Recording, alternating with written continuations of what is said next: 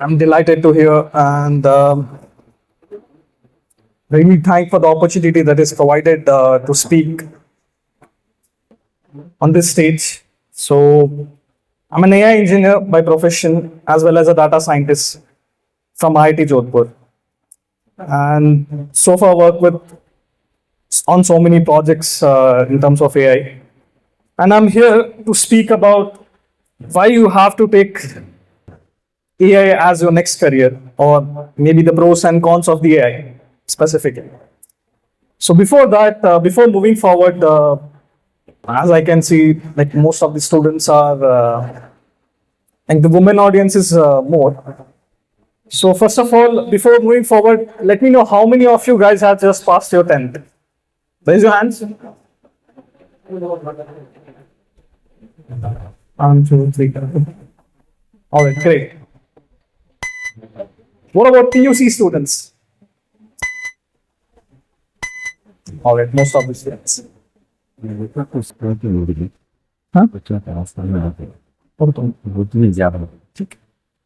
ठीक है, तो PUC students यहाँ पे comparatively there are more PUC students and less 10th standard students, right? So we'll start with PUC students. First of all, as you can see, how many of you have like most probably I can assume कि सारे लोग competitive exam को prepare करके सारे लोग actually competitive उनका attain करके आएंगे. Yes or no? I'm not getting answers. Have everybody have given their competitive exams? That's right. All right. So here, what we're going to talk about in today's small session, they have allotted some time. So in that, कि कई को तुम्हें AI as a next तुम्हारा course choose कर सकते हैं sir. हालांकि तुम्हें हाल ही में देख सकते हैं कि बहुत ज्यादा ट्रेंडिंग है, सब जने AI लियो करके बोल के बहुत ज्यादा ट्रेंडिंग टॉपिक बना दिया है इसे. But the problem is hardly अगर मैं किसी को इधर उठा के पूछूं कि what is meant by AI, I don't think so even 1% of the student would be able to answer, because ये खाली एज अ फील्ड कर को बोल को तुम ना मालूम है, but how it is different from normal your particular CSC engineering और normal computer science engineering, nobody has a clue. If you're going to take AI specifically in normal colleges, जैसे कि tier 3, tier 4 colleges में, if you're planning for AI, वहां पे normal CSC को जो है वही पढ़ाती. लास्ट में फ्यू इयर्स में भी they might give some specifications regarding AI. तो मेन प्रॉब्लम ये है कि are people are not realizing how big is that field and how it will gonna optimize each and every field. जैसे कि हर field में you can use AI, such as you can use AI as a lawyer, you can use AI as a doctor. Let me give you small example, छोटा example. जैसे कि last जब एक career counselling class करवाए थे ना मैसूर में, then also I said the same thing कि एक छोटा सा एग्जांपल लिया था. There was a recent event in San Francisco specifically, Claude. Does anybody know Claude? Most of the people might know ChatGPT और समथिंग. चैट जीपीटी तो पता है ना सबको, ओके. क्लॉड पता, right? Maybe not, maybe yes. तो इसमें एक इवेंट हुआ जिसमें कि हम एक what we observe is nothing but कि there are more than 200 people finalist में आको. finalist में last 5 people है. in those 5 people only one guy was technical. मतलब 5 जने में उन्होंने different प्रोफेशन से आते. कोई उसमें डॉक्टर है, कोई इसमें इंजीनियर है. इंजीनियर तो एक ही था उसमें. मोस्ट ऑफ द पीपल पूरे भी एक जना डॉक्टर थे, एक जना लॉयर थे, एक जना कोई की प्लम्बर थे. तो उनको सभी AI क्या काम कर रहा है. बट वहां जो टॉप 1 पोजीशन पॉइंट है, ही वाज अ लॉयर. मतलब लॉयर, यू माइट थिंक कि AI जो है सिर्फ कंप्यूटर साइंस में यूज होता है. नहीं, it is everywhere. He was a lawyer and उन्होंने एक ऐसा टूल बने थे जो कि प्रॉपर्टी डेवलप करने में, और डेवलप करने के बाद he was a legal corporate lawyer. मतलब ये जो हाउसिंग के जब भी मसले वो हल करने वाले. तो ही मेड अ टूल जो सारे लोगों को उधर हाउसिंग के मसले जो भी हैं, ये डिजाइन बराबर आने भी इमेजिन करने, अज्यूम करने और कोर्ट्स के हिसाब से गवर्नमेंट से प्लान अप्रूव कराने में हेल्प होता. वैसा एक प्रोजेक्ट बनाया था. तो यही है कि next guy who won was a cardiologist, means cardiologist, heart का डॉक्टर. सो हार्ट के डॉक्टर को AI का क्या यूज, राइट? बट वहां पे यूज था, क्या था? अब जैसे कि पेशेंट सभी रहती है, उनका पुराना डाटा रहता, फाइल्स में रहता, सब कुछ रहता. सो उन्होंने एक टूल बने जिसकी मदद से ये जो भी पेशेंट का डाटा है वो सभी ऑलरेडी सेव हो रहा था, सो दैट खाली एक लॉगिन से तुम ना अगर कहीं भी पेशेंट इमरजेंसी में कुछ सिचुएशंस हुए, इट्स नॉट द केस कि you have to call the doctor and say कि या ऐसे ऐसा है और इनके previous condition whether the patient is diabetic non diabetic, ये सभी जो भी चीजें हैं वो जानने की जरूरत उनको नहीं रहती। उन्होंने खाली एक क्लिक में वो चीजा सारा डेटा पुराना ला सकते हैं। तो इस चीज से हम ना ये चीज पता चलते कि AI is just not in specifically CSC और कंप्यूटर साइंस में, वो छोड़े तो हर फील्ड डोमिनेट कर सकती है एआई में। एंड तुम्हारे फ्यूचर के जो भी फील्ड सी सब कुछ वर्कफ्लो डिजाइन पर काम करती हैं, जैसे कि कोई भी field, let's say an example of journalist, now they have to do intensive research, बहुत ज्यादा इंटेंसिव रिसर्च करना पड़ता है किसी भी चीज को अगर छापने से पहले या किसी भी चीज को दिखाने से पहले बहुत ज्यादा इंटेंसिव रिसर्च करना पड़ता और कंपाइल करना पड़ता सारी इंफॉर्मेशन को कि वेदर जो भी हमें बोल को ही करेक्ट है कि रॉन्ग है, फैक्ट चेक करना पड़ता, वरना कुछ भी बोल डाले उसके बाद they might get into trouble because of that. तो फैक्ट चेक करना बहुत जरूरी रहता। इसमें सभी अभी क्या होता कि दे यूज सर्टेन टूल्स जिसकी मदद से जर्नलिस्ट का जो काम था, जो नो फैक्ट चेक करने में सारे न्यूज़पेपर्स लेते थे, सब कुछ काम करते थे, वो सभी अब फ्रैक्शन ऑफ टाइम में हो सकता। ओके, बहुत बहुत कम टाइम में हो सकता है। जैसे कि अब 1-2 घंटा लगने का काम you can do it in minutes. How? Because of AI. AI की भी दो sides he. People who want to know how does an AI work, those people want to go at the technical side of AI कि ठीक है technicals, ठीक है कैसा work करता है एआई, अगर मैं कुछ भी क्वेश्चन पूछूं तो क्या प्रोसेसिंग हो रहा अंदर, ये सभी सीखने के लिए you might directly go to technical side of AI. और पीपल हु फील कि computer is not my cup of tea, okay, maybe it's hard, maybe the programming is hard, वैसे students can go for non technical side of AI, मतलब applied AI. You just have to know how to connect, what tools to use, and how to make a software, or maybe what tools to use to implement in your current category, or implement in your current business, or implement in your current job. वो काम करने का रहता। तो ये जो भी normal चीजें थे जो कि इंप्लीमेंट हो सकती है, हर जॉब में एआई आने वाला है, और ऐसा नहीं कि हर चीज एआई से रिप्लेस हो जाते हैं। There are some jobs, there are some specific categories where AI will get much more biased than ever. Okay, like the teaching category. मुझे ये बोलो कि नॉर्मल टीचर का जो पहले काम रहता था वो सिर्फ कंटेंट डिलीवरी का काम रहता था, मतलब कंटेंट डिलीवर करते, with that they also try to teach you moral values as well. तो कंटेंट डिलीवर करना था उनको, किसी भी चीज एक चीज समझाना था। जैसे कि अगर मैं ये लाइट कैसा काम कर रहा है, अगर ये मैं समझा दिला किसी स्टूडेंट को जिसे मालूम नहीं है, देन फील लाइक या sir very knowledgeable, sir know everything.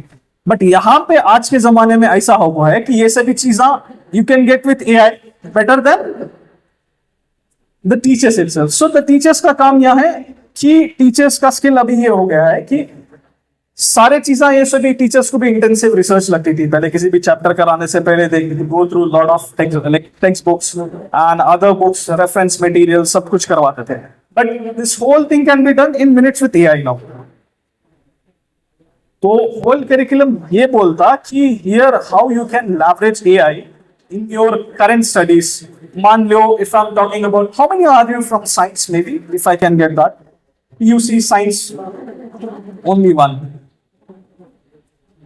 Okay, ठीक है. So you are from PUC science. Most probably there might be combinations like PCMB, PCMC. ठीक है. Let's take a normal subject as physics. Okay.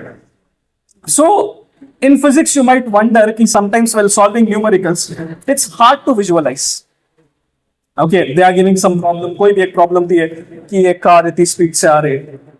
What will be the total retardation? कुछ ऐसा. कोई भी एक problem दी है. It's hard to visualize. You have to visualize कि okay, the car is coming from there and you have to calculate certain distance or maybe a retardation or something like that. But what if you can use the same problem and create an image with it? Visualize it. Her field में, it's not about only science. In terms of commerce as well. जैसे कि accounts, you have accounts, intensive accounts में accounts you will commerce में accounts है. Accounts में you will do, okay, ठीक है, partners capital account, death of a partner, as well as ये सभी जब कॉन्सेप्ट्स पढ़ती हैं तुम्हें, what if you can visualise the same concept, और maybe there are tools that you can use for question and answering.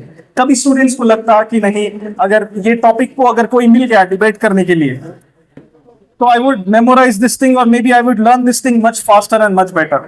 So you can use some tools such as LM Studios. It is by Google. वहाँ पे क्या होता है, तुम्हें tool डालती, तुम्हें जो भी तुम्हारे पास डाटा है वो डाटा डालती, विजुअलाइज करती.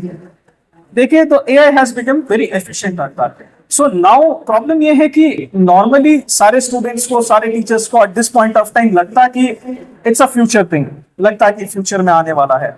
But let me tell you, it's not. It's already here, and people are using here. Most of the people are getting benefits from it. So I think even you should get benefits from it. So on this also, we are launching a complex course, which won't be for free as well, but we'll take a minimal charge, something like 100 rupees or something online, so that you can purchase that course, or maybe we'll launch it for free only. In that course, we'll teach how students can use AI efficiently in their learning. Okay. And wo chhode to, in any field, AI can be implemented. It's not like this is the kind of field where you specifically do not need any kind of specific qualification or something.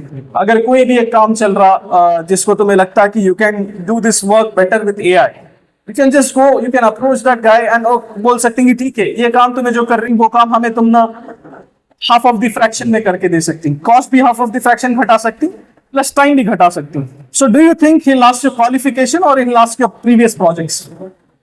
He'll ask your previous projects कि पहले कर कौन बोले तो you can show that and you can leverage this.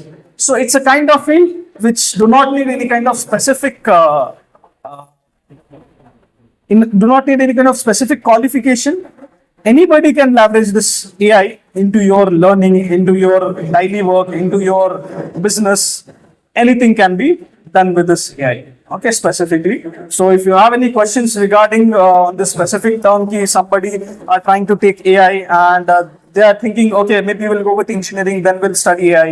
Or engineering में ही integrated AI courses offer कर रही हैं बहुत से colleges. If you have any confusion regarding it, whether you will actually learn AI from it or not, yeah, for sure you can reach out to me. I'll be there in some of the contests after this whole session is done. All right. Thank you for having me. I had a great experience over here. Thank you so much. ಇವತ್ತಿನ ಈ ವೃತ್ತಿ ತರಬೇತಿ ಅಂದ್ರೆ career guidance ಕಾರ್ಯಕ್ರಮಕ್ಕೆ ಆಗಮಿಸಿ ವೇದಿಕೆ ಮೇಲೆ ಆಸೀನರಾಗಿರುವಂಥ ಎಲ್ಲ ಗಣ್ಯರೇ, ಕಾರ್ಯಕ್ರಮಕ್ಕೆ ತಮ್ಮ ಮುಂದಿನ ಜೀವನ ಹೇಗಿರಬೇಕು ಹಾಗೂ ಆ ಜೀವನನ ಹೇಗೆ ರೂಪಿಸ್ಬೇಕು ಅಂತ ಬಂದಿರುವಂಥ ಎಲ್ಲ ಪೋಷಕರೇ, ನಾನು ಕನ್ನಡದಲ್ಲಿ ಮಾತಾಡ್ತಾ ಇದ್ದೀನಿ, ಎಲ್ಲರಿಗೂ ಅರ್ಥ ಆಗುತ್ತೆ ಅನ್ಕೊಳ್ತೀನಿ. ಕನ್ನಡ, ಇಂಗ್ಲಿಷ್, ಉರ್ದು ಎಲ್ಲದರಲ್ಲೂ ಮಾತಾಡ್ತೀನಿ, ಬಟ್ ಕಂಫರ್ಟಬಲ್ ನನಗೆ ಕನ್ನಡ, ಹಾಗಾಗಿ ಕನ್ನಡದಲ್ಲಿ ಮಾತಾಡ್ತಾ ಇದ್ದೀನಿ. ಇವತ್ತಿನ ಈ ಕಾರ್ಯಕ್ರಮಕ್ಕೆ ಆಗಮಿಸಿರುವಂಥ ಎಲ್ಲ ಮುಂದಿನ ಭವಿಷ್ಯಕ್ಕೆ ತುಂಬಾನೇ ಭವಿಷ್ಯವನ್ನು ರೂಪಿಸಿಕೊಳ್ಳಲು ಕನಸು ಕಾಣುತ್ತಿರೋ ವಿದ್ಯಾರ್ಥಿಗಳೇ ಹಾಗೂ ಪೋಷಕರೇ, ನೆರೆದಿರುವಂಥ ಎಲ್ಲರೇ, ಈ ನಾಗಮಂಗಲದಲ್ಲಿ ಆದಿವಾಸಿ ಅನಿವಾಸಿ ಭಾರತೀಯರು ಅಂದರೆ ನಾನ್ ರೆಸಿಡೆಂಟ್ ಆಫ್ ಇಂಡಿಯಾ ಹಾಗೂ ರೆಸಿಡೆಂಟ್ ಆಫ್ ಇಂಡಿಯಾ ಈ ಸಂಘದಿಂದ ಆಯೋಜಿಸಿರುವಂಥ ಈ ಕೆರಿಯರ್ ಗೈಡೆನ್ಸ್ ಕಾರ್ಯಕ್ರಮದಲ್ಲಿ ತುಂಬ ಒಳ್ಳೆಯ ಕಾರ್ಯಕ್ರಮ ಮಾಡ್ತಾ ಇದ್ದಾರೆ. ಮುಖ್ಯವಾಗಿ ವಿದ್ಯಾರ್ಥಿಗಳಿಗೆ ಅನುಕೂಲ ಆಗುವಂಥ ಕಾರ್ಯಕ್ರಮ ಮಾಡ್ತಾ ಇದ್ದಾರೆ. ನನಗೆ ತುಂಬಾ ಸಂತೋಷ ಆಯ್ತು ಹಾಗೂ ಅನಿರೀಕ್ಷಿತವಾಗಿ ನಾನು ಬಂದಂತ ನನಗೆ ಈ ಸ್ಟೇಜ್ ಮೇಲೆ ಈ ಎರಡು ಮಾತಾಡಕ್ಕೆ ಅವಕಾಶ ಕೊಟ್ಟಿರುವಂತವ್ರಿಗೂ ಎಲ್ಲರಿಗೂ ನಾನು ನನ್ನ ಕಡೆಯಿಂದ ಧನ್ಯವಾದನ ಹೇಳ್ತೇನೆ. ಮುಖ್ಯವಾಗಿ ಎಷ್ಟೋ ಜನ ಮುಖ್ಯವಾಗಿ ಗ್ರಾಮೀಣ ಪ್ರದೇಶದಲ್ಲಿರುವಂತ ಮಕ್ಕಳುಗಳಿಗೆ SSLC ಆದ್ಮೇಲೆ ಏನ್ ಮಾಡ್ಬೇಕು ಅಂತ ಗೊತ್ತಿರಲ್ಲ, PUC ಆದ್ಮೇಲೆ ಏನ್ ಮಾಡ್ಬೇಕು ಅಂತ ಗೊತ್ತಿರಲ್ಲ. SSLC ನಲ್ಲಿ ಆದ್ಮೇಲೆ PUC ನಲ್ಲಿ ಯಾವ ವಿಭಾಗ ತಗೊಂಡ್ರೆ, ಬ್ರಾಂಚ್ ತಗೊಂಡ್ರೆ ಏನಾಗುತ್ತೆ ಅಂತ ಗೊತ್ತಿರಲ್ಲ. 10th ಅಲ್ಲಿ ಈಗ 10th SSLC ಆದ್ಮೇಲೆ ಆರ್ಟ್ಸ್ ತಗೊಬೇಕಾ, ಕಾಮರ್ಸ್ ತಗೊಬೇಕಾ, ಸೈನ್ಸ್ ತಗೊಬೇಕಾ, ಇದ್ರ ಬಗ್ಗೆ ಹೆಚ್ಚಿನವ್ರಿಗೆ ಅರಿವಿರೋದಿಲ್ಲ. ಪೋಷಕರು ಒಂದು ವೇಳೆ ವಿದ್ಯಾವಂತರಾಗಿದ್ರೆ ಅಲ್ಪ ಸ್ವಲ್ಪ ಅವರು ಪೋಷಕರು ಗೈಡ್ ಮಾಡಿರ್ತಾರೆ. ಬಟ್ ಇಲ್ಲಿ ಗ್ರಾಮೀಣ ಪ್ರದೇಶದಲ್ಲಿ ಹಳ್ಳಿಗಳಲ್ಲಿ ಸುಮಾರು ಜನ ಪೋಷಕರು ವಿದ್ಯಾವಂತರು ಇರೋದಿಲ್ಲ, ಅವ್ರಿಗೇನೆ ಇದ್ರ ಬಗ್ಗೆ ಅರಿವಿರೋದಿಲ್ಲ. ಹಾಗಾಗಿ SSLC ಆದ್ಮೇಲೆ ಡಾಕ್ಟರ್ ಆಗ್ಬೇಕಾದ್ರೆ ಏನ್ ಮಾಡ್ಬೇಕು, ಇಂಜಿನಿಯರ್ ಆಗಿದ್ರೆ ಏನ್ ಮಾಡ್ಬೇಕು, ಆರ್ಟ್ಸ್ ತಗೊಂಡ್ರೆ ಏನಾಗುತ್ತೆ, ಸೈನ್ಸ್ ತಗೊಂಡ್ರೆ ಏನಾಗುತ್ತೆ, ಕಾಮರ್ಸ್ ತಗೊಂಡ್ರೆ ಏನಾಗುತ್ತೆ, ಇದ್ರ ಬಗ್ಗೆ ಅರಿವು ಇರೋದಿಲ್ಲ. ಇದ್ರ ಬಗ್ಗೆ ಅರಿವು ಮೂಡ್ಸೋಕೆ ಹಾಗೂ ಮುಂದಿನ ಜೀವನ ಹೇಗಿರಬೇಕು ಅಂತ ನಿಮ್ಮ ಒಂದು ಮಾರ್ಗದರ್ಶನ ಕೊಡೋದಕ್ಕೆ ಈ ಕಾರ್ಯಕ್ರಮವನ್ನು ರೂಪಿಸಿದ್ದಾರೆ. ನಿಮ್ಮ ಈ ಊರಿನವರು, ಮುಖ್ಯವಾಗಿ ಈ ನಾನ್ ರೆಸಿಡೆಂಟ್ ಆಫ್ ಇಂಡಿಯಾ ಹಾಗೂ ರೆಸಿಡೆಂಟ್ ಆಫ್ ಇಂಡಿಯಾ ಈ ಸಂಘದ ಸಂಸ್ಥೆಯ ಎಲ್ಲಾ ಪದಾಧಿಕಾರಿಗಳು ನಿಮ್ಗೊಂದು ಒಳ್ಳೆ ಆಪರ್ಚುನಿಟಿ ಒಂದು ಕೊಟ್ಟಿದ್ದಾರೆ. ಇದರದ್ದು ಸದುಪಯೋಗ ಪಡ್ಕೊಳ್ಳಿ. ಮುಖ್ಯವಾಗಿ ಏನಾಗುತ್ತೆ ಅಂತಂದ್ರೆ SSLC ಆದ್ಮೇಲೆ PUC ನಲ್ಲಿ ಆರ್ಟ್ಸ್ ತಗೊಬೇಕಾ, ಕಾಮರ್ಸ್ ತಗೊಬೇಕಾ, ಸೈನ್ಸ್ ತಗೊಬೇಕಾ, ಇದೊಂದು ಕನ್ಫ್ಯೂಷನ್. ನೆಕ್ಸ್ಟ್ PUC ಆದ್ಮೇಲೆ ನೀಟ್ ತಗೊಬೇಕಾ, ಇಂಜಿನಿಯರಿಂಗ್ ಹೋಗ್ಬೇಕಾ, ಮೆಡಿಕಲ್ ಹೋಗ್ಬೇಕಾ, ಎಲ್ಲರಿಗೂ ಮೈಂಡ್ ಅಲ್ಲಿ ಇರೋದೇನಪ್ಪಾ ಅಂತಂದ್ರೆ ಇಂಜಿನಿಯರಿಂಗು, ಮೆಡಿಕಲ್ ಅಂಡ್ ಇಂಜಿನಿಯರಿಂಗ್ ಅಲ್ದೇನು ಸುಮಾರು ಹಲವಾರು ಬೇರೆ ಬೇರೆ ಆದಂತ ಕೆರಿಯರ್ ಆಪ್ಷನ್ಸ್ ಇದೆ. ಅದ್ರ ಬಗ್ಗೆ ಮುಖ್ಯವಾಗಿ ಸುಮಾರು ಜನ ಗೊತ್ತಿರಲ್ಲ. ಈಗೇನೋ PUC ನಲ್ಲಿ ಯಾವ್ದೋ ಒಂದು ಹುಡುಗರು ಯಾವ್ದೋ ಒಂದು ಕಾರಣಾಂತರದಿಂದ PUC ನಲ್ಲಿ ಫೇಲ್ ಆಗ್ಬಿಟ್ರೆ ನನ್ನ ಕೆರಿಯರ್ ಮುಗೀತು, ಇಲ್ಲಿಗೆ ಸ್ಟಾಪ್ ಅಂತ ಅನ್ಕೋತಾರೆ. ಅದಷ್ಟೇ ಅಲ್ಲ, ಅದರಲ್ಲೂ ಸುಮಾರು ಬೇರೆ ಬೇರೆ ಇದೆ ಅಂತ ಬೇರೆ ಬೇರೆ ವಿಧವಾದಂತ ಆಪ್ಷನ್ಸ್ ಇದೆ. ಅದ್ರ ಬಗ್ಗೆ ನಾವು ಇವತ್ತು ಇಲ್ಲಿ ಈ ಕಾರ್ಯಕ್ರಮವನ್ನು ಆರ್ಗನೈಸ್ ಮಾಡಿದೀವಿ. SSLC ಫೇಲ್ ಆದವ್ರಿಗೂ ಆಪ್ಷನ್ಸ್ ಇರುತ್ತೆ, PUC ನಲ್ಲಿ ಫೇಲ್ ಆದವ್ರಿಗೂ ಆಪ್ಷನ್ ಇರುತ್ತೆ. SSLC 90% ತಗೊಂಡವ್ರು ಏನ್ ಮಾಡ್ಬೇಕು, PUC ನಲ್ಲಿ 90% ತಗೊಂಡವ್ರು ಏನ್ ಮಾಡ್ಬೇಕು, ನೀಟ್ ಹೇಗೆ ಅಟೆಂಡ್ ಮಾಡ್ಬೇಕು, KCET ಏನ್ ಅಟೆಂಡ್ ಮಾಡ್ಬೇಕು, ನೀಟ್ KCET ಹೊರತುಪಡಿಸಿ ಬೇರೆ ಇನ್ನೊಂದು ಕಾಮೆಟ್ ಕೆ ಅಂತ ಇರುತ್ತೆ.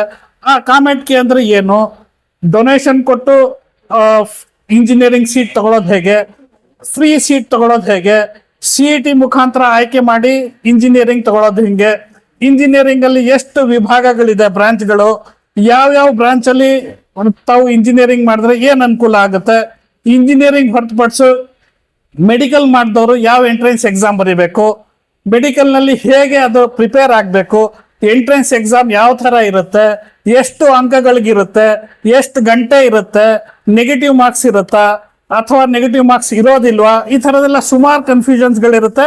ಅದನ್ನೆಲ್ಲ ನಾವು ಕ್ಲಾರಿಫೈ ಮಾಡ್ತೀವಿ. ಇವತ್ತು ಕಾರ್ಯಕ್ರಮ ಮುಗಿದ್ಮೇಲೆ ಒಂದು ಸಮಾಲೋಚನೆ, ಕೌನ್ಸಿಲಿಂಗ್ ಇರುತ್ತೆ. 1-to-1 ಯಾರಿಗೆ ಪೇರೆಂಟ್ ಜೊತೆನಲ್ಲಿ ಬನ್ನಿ, ಮಕ್ಕಳಿಗೆ ಯಾವುದೇ ವಿಧವಾದಂತ ಡೌಟ್ ಇದ್ರು ನಾವು ಇವತ್ತು ಇಲ್ಲಿ ಕ್ಲಾರಿಫೈ ಮಾಡೋದಕ್ಕೆ ನಾವು ಬಂದಿದ್ದೀವಿ. ಇದರದ್ದು ಸದುಪಯೋಗ ಪಡಿಸ್ಕೊಳ್ಳಿ. ನಾವು ಕಾರ್ಯಕ್ರಮ ಮುಗಿದ್ಮೇಲೆ ಇಲ್ಲೇ 1-to-1 ಕೌನ್ಸಿಲಿಂಗ್ ಮಾಡ್ತೀವಿ, ಕೆರಿಯರ್ ಕೌನ್ಸಿಲಿಂಗ್ ಸಮಾಲೋಚನೆ ಮಾಡ್ತೀವಿ. ಬನ್ನಿ, ಪೇರೆಂಟ್ಸ್ ಜೊತೆನಲ್ಲಿ ಬನ್ನಿ. ನಿಮ್ದು ಯಾವುದೇ ವಿಧವಾದಂತಹ ಡೌಟ್ಸ್ ಇದ್ರು ಸಂಕೋಚ ಇಲ್ಲದೆ ಡಿಸ್ಕಸ್ ಮಾಡಿ. ಪ್ರತಿಯೊಂದಕ್ಕೂ ಅದರದೇ ಆದಂತಹ ಒಂದು ಸೊಲ್ಯೂಷನ್ ಇರುತ್ತೆ. ನಾನು ಆವಾಗ್ಲೇ ಹೇಳಿದೆ, ಫೇಲ್ ಆದವ್ರಿಗೂ ಒಂದು ಸೊಲ್ಯೂಷನ್ ಇರುತ್ತೆ, ಅಲ್ಲಿಗೆ ಕೆರಿಯರ್ ಎಂಡ್ ಆಗೋದಿಲ್ಲ. ಪಾಸ್ ಆದವ್ರಿಗೂ ಒಂದು ಅದರದೇ ಆದಂತಹ ಮುಂದೆ ಏನ್ ಮಾಡ್ಬೇಕು, SSLC ಆದವ್ರಿಗೆ ಏನ್ ಮಾಡ್ಬೇಕು, PUC ಆದವ್ರಿಗೆ ಏನ್ ಮಾಡ್ಬೇಕು ಅಂತ ಅದರದೇ ಆದಂತ ಒಂದು ಹಲವಾರು ಆಪ್ಷನ್ಸ್ ಗಳಿದೆ. ಅದ್ರ ಬಗ್ಗೆ ಸುದೀರ್ಘವಾಗಿ ನಾವು ನಿಮ್ ಜೊತೆ ಚರ್ಚೆ ಮಾಡ್ತೀವಿ. ಏನೇ ಡೌಟ್ಸ್ ಇದ್ರು 1-to-1 ಪೇರೆಂಟ್ ಜೊತೆನಲ್ಲಿ ಬನ್ನಿ. ಕಾರ್ಯಕ್ರಮ ಮುಗಿದ್ಮೇಲೆ ಸಮಾಲೋಚನೆ ಮಾಡ್ತೀವಿ, ಬಂದು ಡಿಸ್ಕಸ್ ಮಾಡ್ಬೋದು. ಕಾರ್ಯಕ್ರಮಕ್ಕೆ ಬಂದಿರೋ ಎಲ್ಲರಿಗೂ ಹಾಗೂ ನನಗೆ ಈ ಮಾತಾಡಕ್ಕೆ ಅವಕಾಶ ಕೊಟ್ಟವ್ರಿಗೆ ಧನ್ಯವಾದವನ್ನ ಅರ್ಪಿಸ್ತಾ ನನ್ನ ಮಾತನ್ನು ಮುಗಿಸ್ತೀನಿ.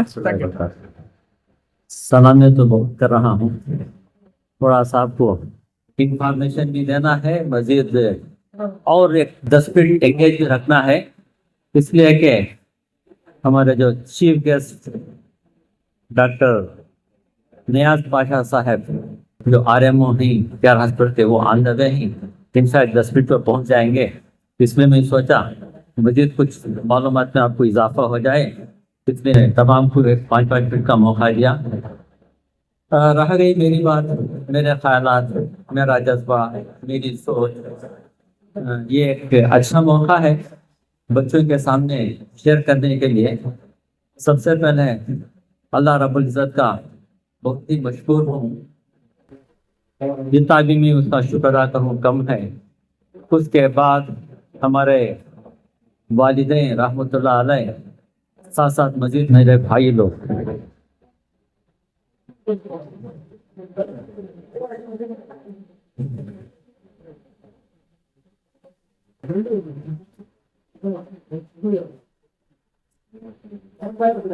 उन लोगों की बदौलत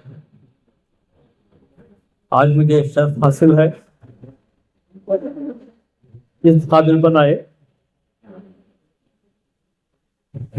मैं आप लोगों के सामने हट सका. अल्हम्दुलिल्लाह जो तालीम हासिल किया, बहुत उस तालीम से खुश हूँ। उतनी आला तालीम हासिल करके डॉक्टरेट तो नहीं करवाया, फिर भी अल्हम्दुलिल्लाह हम किसी से कम नहीं। आप जैसा मैं भी उर्दू स्कूल में ही पढ़कर जिद्दोजहद के साथ एक एम ऑब्जेक्ट रखते हैं, हम यहाँ तक पहुँचे। जब सऊदी अरेबिया में था, वहाँ पर इसने मतलब जिक्र क्या था, मक्के से बहुत सारे बच्चे जद्दा आया करते थे पढ़ने के लिए। एक हादिसा होकर कुछ बच्चों का इंतकाल हो गया आंधा में। कुछ साथी सोचे क्यों ना हम मक्के में स्कूल शुरू करें। तो मेरा जज्बा तो तालीम की तरफ तो पहले से गांव में था। जब मैं सोचा जद्दा में रहते हुए जब खिदमत का जज्बा है तो कौन सी जगह हो तो क्या, ये सोचकर हम कुछ साथी मिलकर मक्के में स्कूल शुरू किया। अल्हम्दुलिल्लाह उसका नतीजा बहुत सारों के सामने है। मैं ज़्यादा तवील उस बात पे जाना नहीं चाहता। वापस लौटने के बाद अभी मैसूर में कुछ हमारे साथी मुझे भी एक उनकी नज़र में काबिल समझे, मुझे भी मौका दिए, तो हमने कैरियर गाइडेंस प्रोग्राम वहाँ पे शुरू किए। उसी तरह से मेजेस्टिक स्कूल के अंदर हमको मौका मिला। वहाँ पर हमारे आरिफ मेकरी साहब जो ऑडिटर थी, सी ऑडिटर, उन्होंने बहुत हमारे तमाम का कोऑर्डिनेशन किए। और एक इब्राहिम सेठ, इन दोनों के सरपरस्ती थे हमारे तनवीर सेठ साहब, अल्लाह उनको सेहत और तंदुरुस्ती अता फरमाए, जो जज्बात से इसको बरकरार रखे। उन तमाम के तामुन से हम जुड़कर मैसूर के बच्चों के लिए कैरियर गाइडेंस का हमने इनेकाद किया। बहुत सारे बच्चों के लिए हम दाखिले करवाए। यहाँ पर भी मैसूर के बच्चों के अलावा गांव के बच्चे जो आकर मेरे से राब्ता किए, उन बच्चों में बहुत सारे आपके सामने बच्चे हैं, पढ़ने के लिए हर पढ़ते नहीं, ये गाइडेंस चाहिए। लास्ट में चाहता है अच्छी कॉलेज में ऊंची पढ़ाई पढ़ना है तो फाइनेंशियल इशू रहता है, फाइनेंस के लिए मसला बनता है। फिर मैं जाकर मैसूर में बहुत सारे इदारे हैं, उन तमाम से मैं अप्रोच हुआ तो अल्हम्दुलिल्लाह मेरी बात को लब्बैक कहते थे, बहुत ताउन किए। उससे बहुत सारे बच्चों की भलाई हुई, उनके हाथ में हमेशा मैं दुआ गो हूँ। जब मैं सोचा जब मैसूर के लोग हमारे बच्चों के लिए इतना ताउन कर सकते हैं तो हमारे गाँव वाले क्यों नहीं कर सकते। अल्हम्दुलिल्लाह हमारा गाँव किसी के मामले में कहीं पीछे नहीं है। थ्रू कर्नाटका कह सकता हूँ, तालुक में देखा जाए तो हमारी हम सबसे आला दर्जे पर है अल्हम्दुलिल्लाह। इसमें यहाँ पर तालीम के एतबार से हर घर में आपको 1 से 2 टीचर मिलेंगे। उसका नेक्स्ट जनरेशन इंजीनियर्स, अब डॉक्टर्स वगैरह वगैरह, पैरामेडिकल बहुत सारे बन रहे हैं। तो इसीलिए मैंने पिछली मरतबा ईद मिलन पार्टी रखा था। ईद मिलन पार्टी सिर्फ टीचर्स को बुलाकर उनको मेमेंटो देकर खुश करकर भेजने का नहीं था मकसद। ऐसा मकसद जो था कि इन लोगों को मैंने इसलिए जोड़ा था कि उनका जो सालाना ज़कात जो होती है, उस ज़कात में से 20 या 25% सिर्फ उनका हिस्सा एजुकेशन के लिए हमारे साथ ताउन करें। जो हमारे गांव, हमारे ताल्लुक के बच्चे जो काबिल एतमाद हैं, उन बच्चों को हम कुछ आगे बढ़ाएं। ये सवाब जारिया हमारे लिए, हमारे वालिदैन के लिए और हमारे मुस्तक़बिल बच्चों के लिए, सबके लिए बेहतर रहेगा। ये नजरिया रखकर मैंने ये प्रोग्राम इनेकाद किया था। और सेकंड चैप्टर था कैरियर गाइडेंस। ये सोच कर के तमाम को मदद किया। बहुत सारे मस्जिद साथी आना चाहिए था। कुछ साथी मुझे फोन करके पूछे वहाँ आने के बाद हमारा सबको प्राइज मिलता है क्या? नहीं, जो मेरिटोरियस है उनको मिलेगा, हर बच्चे को नहीं मिल सकता। दूसरों को हमें गाइडेंस देंगे। तो इस वजह से बहुत सारे पेरेंट्स बैकलॉग है, तो उनकी चॉइस प्राइज ले लेना कोई बड़ी बात नहीं।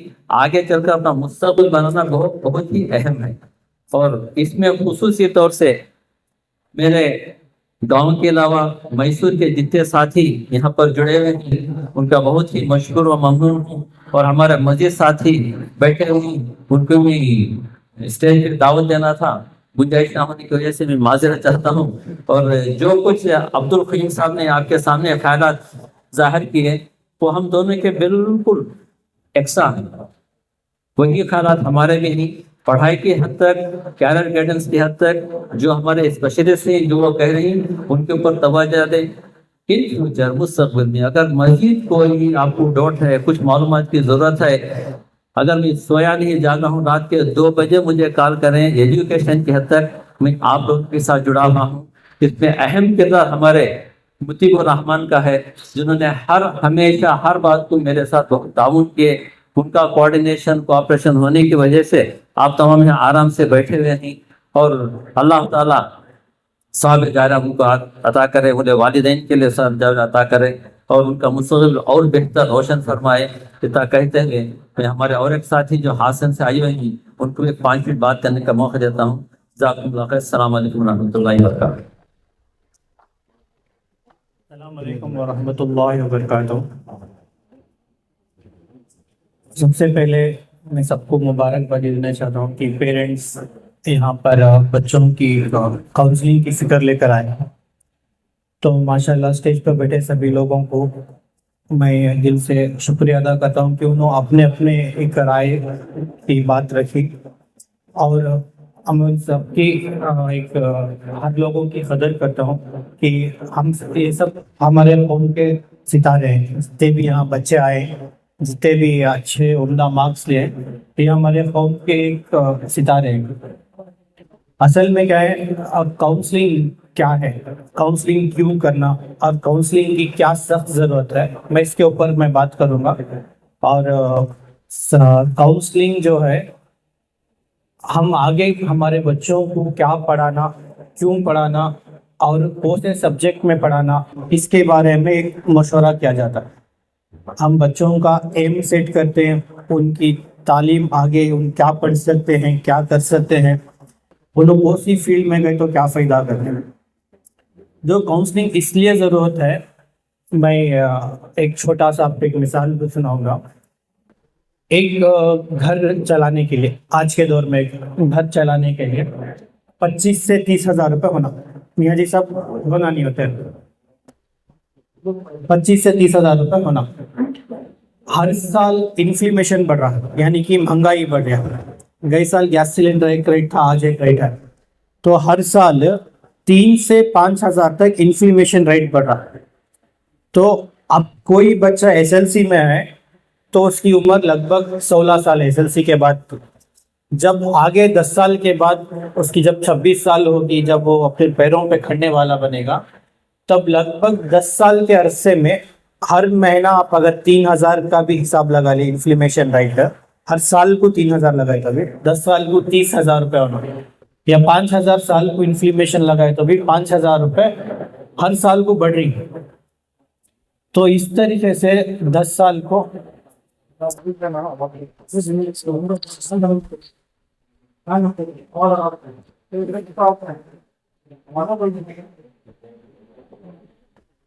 जी, इस तरीके से 10 साल को क्या होता है, 50,000 रुपये इन्फ्लेशन बढ़ रहा है। और मौजूदा के 25 से 30 लगभग एक घर चलाने के लिए 60,000 से 80,000 रुपये आने वाले 10 सालों में होना। ये सिर्फ घर के खर्चा, उसके बाद उन्होंने बंगला बनना, गाड़ी लेना, मेडिकल इमरजेंसीज को पैसे जमाना, गोल्ड लेना, शादी ब्याह करना, घर के जिम्मेदारियां पूरे करना, इसे सभी क्या है बियॉन्ड दैट लिमिट कमाई तो सदा से। आज बहुत सारे एजुकेटेड जो डिग्री पढ़ के ही बैंगलोर में जाकर देखो, ओला उबर ऐसे वगैरह चलाने की, जिनकी तनख्वाह 25-30 हज़ार रुपये है, महीना भर काम कर को घर को 5,000-10,000 रुपये देंगे से।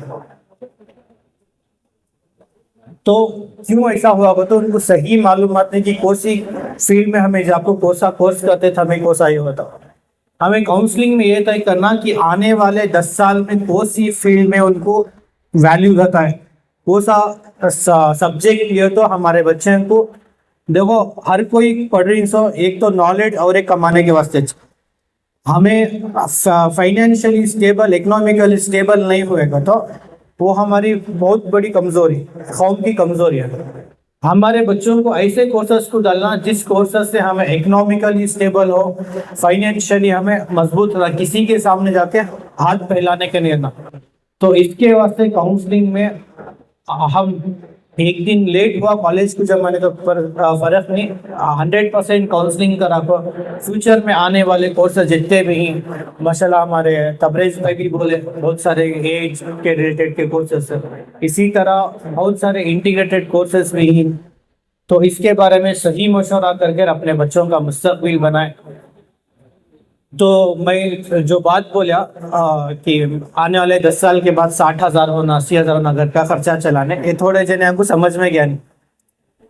बंदे देख के लिए क्रॉस क्वेश्चन करे कैसा बोलती तू मैं कर पाऊँ। तो मैं हमारे दादा और अब्बा का पीरियड में हमारे कुछ बड़ों से सुना था, 100 रुपये लेके जाते तो हफ्ते का सौदा आ जाता था। घर 100 रुपये लेके जाते तो शायद हादी साहब ही यहाँ पूछो, 100 रुपए में हफ्ते का सौदा आ जाता था। एक दौर था 10 रुपए में भी आता था गति। आज उसी 100 रुपए में ज्यादा से ज्यादा 1 लीटर दूध, आधा केजी शक्कर रहेंगे। तो दौर बदल रहा है, तो हमें एजुकेशन को इम्पोर्टेंस देखो, हमारे बच्चों को ऐसा पढ़ेंगे ताकि वो इकोनॉमिकली स्टेबल हो और 4 जने की हेल्प कर सके। तो उसके वास्ते हमें सही काउंसलिंग करेंगे इंशाअल्लाह। मुझे बात करने के लिए सबसे शुक्रिया, जज़ाकल्लाह। मैं सैयद खानी खां मुल्को तिरगावल से। एक्चुअली मैं एग्रीकल्चर डिपार्टमेंट में नहीं काम कर रहा हूँ, मैं एक किसान हूँ। मैं भी ग्रेजुएशन कर को किसानी को आया सो। हमारे कौम में ऐसा है कि हमें सब खाली पैसे के पीछे भाग रही, पैसा कमाना, इंजीनियर बनना, मेरा बेटा इंजीनियर डॉक्टर बनना, मेरा बेटा पायलट बनना, मेरा बेटा ये बनना कर को सोच रही। मगर हमें जो बेसिक जरूरत है यानी कि खाना पीना जो है उसे कोई भी नहीं चाह रही। मेरा बेटा किसान बनना, मेरा बेटा अच्छा पिका को खाना, ठीक है। तो ये सुन्नत हमारे पैगम्बरा कर लगा है, जो सुन्नत है। अब आज कल जो हमें खा रही, सुबह को सवेरे उठे सो सोए तक का बेड को गए तक का 3,000 से 4,000 केमिकल्स हमारे पेट के अंदर जा रही है। सुबह में उठती पहले ब्रश लेती, पेस्ट लेती, उसमें पॉलीकेमिकल्स हैं। और वो ना होते आज जो दूध हमें पी रही, वो दूध 2 दिन पुराना दूध, ठीक है को बोले तो आज डेयरी से उन्हें कौन की किसान ने लगा को डेयरी में निथार को दूध डालता है, वहां से मेन सेंटर को जाता है, वहां से मेन डेयरी को जाता है, वहां जाको उन्हें पैक होने के बाद पैकेट को तुम्हें देखे तो सुबह का डेट रहता है वो पैकेट के ऊपर, उतना पुराना दूध, उसमें केमिकल्स डालते ही, प्रिजर्वेटिव्स डालते ही, ये पूरा जो भी है हमें खा रही। सो आज यानी जहर खा रही। यही सा हाईएस्ट टेम्पो माहौल हमें कौन भी किसानी में नहीं जा रही। और हमारे जो बच्चे ही बीएससी एग्रीकल्चर होंगे, बीएससी फिशरी होंगे, बीएससी वेटनरी होंगे, कोई भी नहीं जाना चाहते हमारे बच्चे। और हम ना ऐसा माहौल क्रिएट कर रही, अगले दिन हम ना खाना भी देते नहीं उन्होंने। आपके माहौल को जो पार्टी सही उन्होंने खाना भी देते नहीं। देख सकते हैं आप तुम्हें दुनिया के अंदर क्या चल रहा है, फलस्तीन वाले के ऊपर क्या चल रहा है अगर को बोल को। हम ना खाना नहीं रहा तो हमें क्या खा जी सकते हैं बोलो। हमें कंप्यूटर भी बना सकते हैं, डॉक्टर भी बन सकते हैं, मगर खाना नहीं रहा तो जीने होता नहीं अपना। उस वास्ते हमें हमारी कम्युनिटीज के बच्चों को जरा बीएससी एग्रीकल्चर में रहते, बीएससी फिशरीज में रहते, बीएससी वेटनरी में रहते, देखो आना हमें सोचते नहीं वो बारे में। और पीयूसी के बाद वो सीईटी में प्रैक्टिकल एग्जाम्स लेती उन्होंने, एग्रीकल्चर यूनिवर्सिटी में प्रैक्टिकल एग्जाम लेती। और हमारे में ये जॉब्स खाली जा रही वहाँ एग्रीकल्चर डिपार्टमेंट्स में, वो जो हमारा रिजर्वेशन कोटा है हमें यूज नहीं कर ले रही, यूटिलाइज नहीं कर ले रही। हमारे बच्चे से नहीं, मुसलमानों के बच्चे नहीं वो डिपार्टमेंट्स में, एग्रीकल्चर डिपार्टमेंट में, दूसरे गैर कौम को जम रही वहाँ। वो वास्ते हमें क्या करना, हमारे बच्चों को बीएससी एग्रीकल्चर होते, बीएससी फिशरीज होते, बीएससी वेटनरी होते। आजकल वेटनरी को इतना डिमांड है करके बोले तो बहुत बड़ा डिमांड है वेटनरी कॉलेजेस को। वेटनरी करे तो बच्चे, हमारे बच्चों को वेटनरी हम तो क्या मालूम नहीं है कौन बनता है, वो भैंसा का डॉक्टर करके बोलती है हमें। आज जो highest paying salary United state के अंदर वेटनरी डॉक्टर को है, तो highest paying salary United state of America में वेटनरी डॉक्टर कुछ है। सो हमें कहीं को भैंस का डॉक्टर बनना सो, कहीं को गया का डॉक्टर बनना सो, कोई सोचती हमें हमारी सोच बदलाना हमें। और हमें एग्रीकल्चर में जो हुई हमारे पास ऐसा आ रहा है बोले तो एक 15 साल आके हमारा बीटी ब्रिंजल कर को एक आया, बीटी ब्रिंजल कर को उसमें मॉडिफिकेशन करे, जेनेटिकली मॉडिफिकेशन करे, उसमें काले जानवर का जीन डाल को बैगन में ले लेके आते थे। उसे हमें प्रोटेस्ट करके उसे अवॉइड करे। जयराम रमेश इन्वायरमेंट मिनिस्टर थे, जब हमें बेंगलुरु के अंदर जाकर उनको प्रपोजल देखो, अगर चाहे बैंगन ये खाया तो मुसलमान सुअर खाया सर का होता है करके बोल को उसे प्रोटेस्ट करके हमें ये करे। ऐसे जेनेटिकली मॉडिफाइड क्रॉप्स आ रही हैं अब, और फूड भी ऐसे जेनेटिकली मॉडिफाइड लेने को आ रही तुम ना। ये जो गवर्नमेंट है अगर वो बिल पास करता ले तो बहुत मुश्किल में आ जाती है हमें। टमाटर पहले देखो तुम्हें, टमाटर के अंदर शाइनिंग नहीं थी पहले, अब टमाटर शाइनिंग का आ रहा है। की शाइनिंग का आ रहा है तो उसे जेनेटिकली मॉडिफाई करी, जिगनू का जीन डाल को उसमें एकर को ही, उस वास्ते तुम ना टमाटर शाइनिंग का था सो, और टमाटर खराब भी होता नहीं तुम ना, बस 8 दिन 10 दिन तक आता। ऐसे सब फूड हमें कंज्यूम कर रही, हम ना मालूम ही नहीं, हमें खाली पैसे के पीछे भाग रहे हमें लोग। उस वास्ते हमें हमारे कम्युनिटी को बीएससी एग्रीकल्चर होते, बीएससी वेटनरी होते, बीएससी फिशरीज होते, वो फील्ड में लेकर जाना। बीएससी फिशरी इतनी बड़ी लार्ज फील्ड है करके बोले तो, ठीक है बोले तो 75% of water is there in the earth. 75% पानी 600 जमीन के अंदर। दुनिया समुद्र के अंदर जितनी मखलूकात है उतनी मखलूकात के ऊपर स्टडी करना बीएससी फिशरी में। एमबीबीएस से बढ़ को कोशिश करना बीएससी फिशरी के वास्ते तुम्हें सीट हासिल करना करके बोले तो। और कर्नाटका के अंदर किस कॉलेज है वो बीएससी फिशरी की, वो मालूम इतनी हमारे आदमियों को, हमें उसमें जाते नहीं वो फील्ड में। उस वास्ते हमें क्या करना हमारे बच्चों को ये इसमें भी लेको आना, खाली पैसा कमाने के पीछे नहीं जाना। हमारे पास सब भी पूरा रहना, हमारे पास फूड रहना, हमारे पास इंजीनियर्स रहना, हमारे पास यही टेक्नोलॉजी रहना, हमारे पास डॉक्टर्स रहना, सब भी रहना, ठीक है। तो माहौल खराब होता आ रहा है हमारे पास, हम लोगों को, ठीक है। तो हमारे पास हमारी फॉर्म में सब जने रहे तो हमें एक कम्युनिटी बना सकते हैं। वैसा कर को हमारे बच्चों को बीएससी एग्रीकल्चर होंगे, बीएससी हॉर्टिकल्चर होंगे, बीएससी फिशरीज होंगे, बीएससी वेटनरीज होंगे, ये फील्ड में ले लगा तो हमारे पास पोटेंशियल बढ़ता है हमारे पास।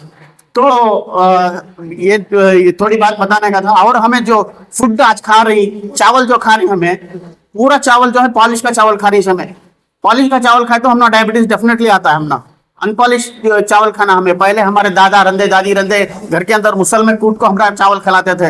आज जो हमें मशीन के अंदर खा रही पूरा पॉलिश चावल खा रही, तो उसमें क्या भी ताकत नहीं रहती। अनपॉलिश चावल खाना, हमें अनपॉलिश चावल, हम ना ऑर्गेनिक का तो क्या मालूम नहीं, पूरे दूसरे जो कौम के ही ऑर्गेनिक प्रोडक्ट्स के ऊपर बहुत पैसा खर्चा कर रही।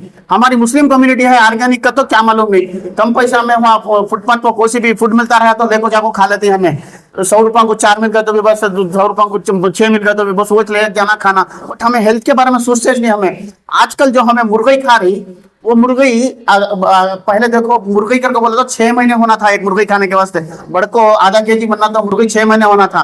आज जो हमें मुर्गी खा रही सिर्फ 40 दिन का बच्चा खा रही है मुर्गी का। वो बच्चा खाने से क्या हो रहा है करके बोले तो हमारी हेल्थ के ऊपर इतना बड़ा बहुत बड़ा असर हो रहा है। अर्ली मेच्योरिटी हो जा रही है बच्चा में। पहले 14 साल को बच्चे मेच्योर होते थे, अब 6 साल को 8 साल को मेच्योर हो जा रही। और एकाएक बच्चे ओबेसिटी देखे तो गांव में एकाएक मोटा हो जाना, बच्चे एकाएक ये हो जाना, ऐसा हो रहा है। की करके बोले तो वो मुर्गे को जो है इतने हार्मोन्स इंजेक्ट करते हैं, इतने एंटीबायोटिक्स इंजेक्ट करते हैं बेहिसाब। और हमें जो आजकल फूड खा रही, जो अंडे खा रही, इनफर्टाइल अंडे, वो यानी बंचे करके बोलते हैं कन्नड़ा में, बंचे करके बोलते, वैसा इनफर्टिलिटी फूड खा रही हमें। की करके बोले तो आजकल देखो शादी हो को 5 साल हो गई, 10 साल हो गई, बच्चे नहीं करके बोलते की नहीं हो रही सो करके बोले तो हमें जो फूड खा रही वो फूड में हम ना इफेक्ट हो रहा है। तो हमें उतना ख्याल को सोच रही नहीं क्या इसका बैकग्राउंड करके बोल को, जो हमें फूड कंज्यूम कर रही वो फूड के हिसाब में हमारे ऊपर हमारे में इनफर्टिलिटी बढ़ती जा रही है।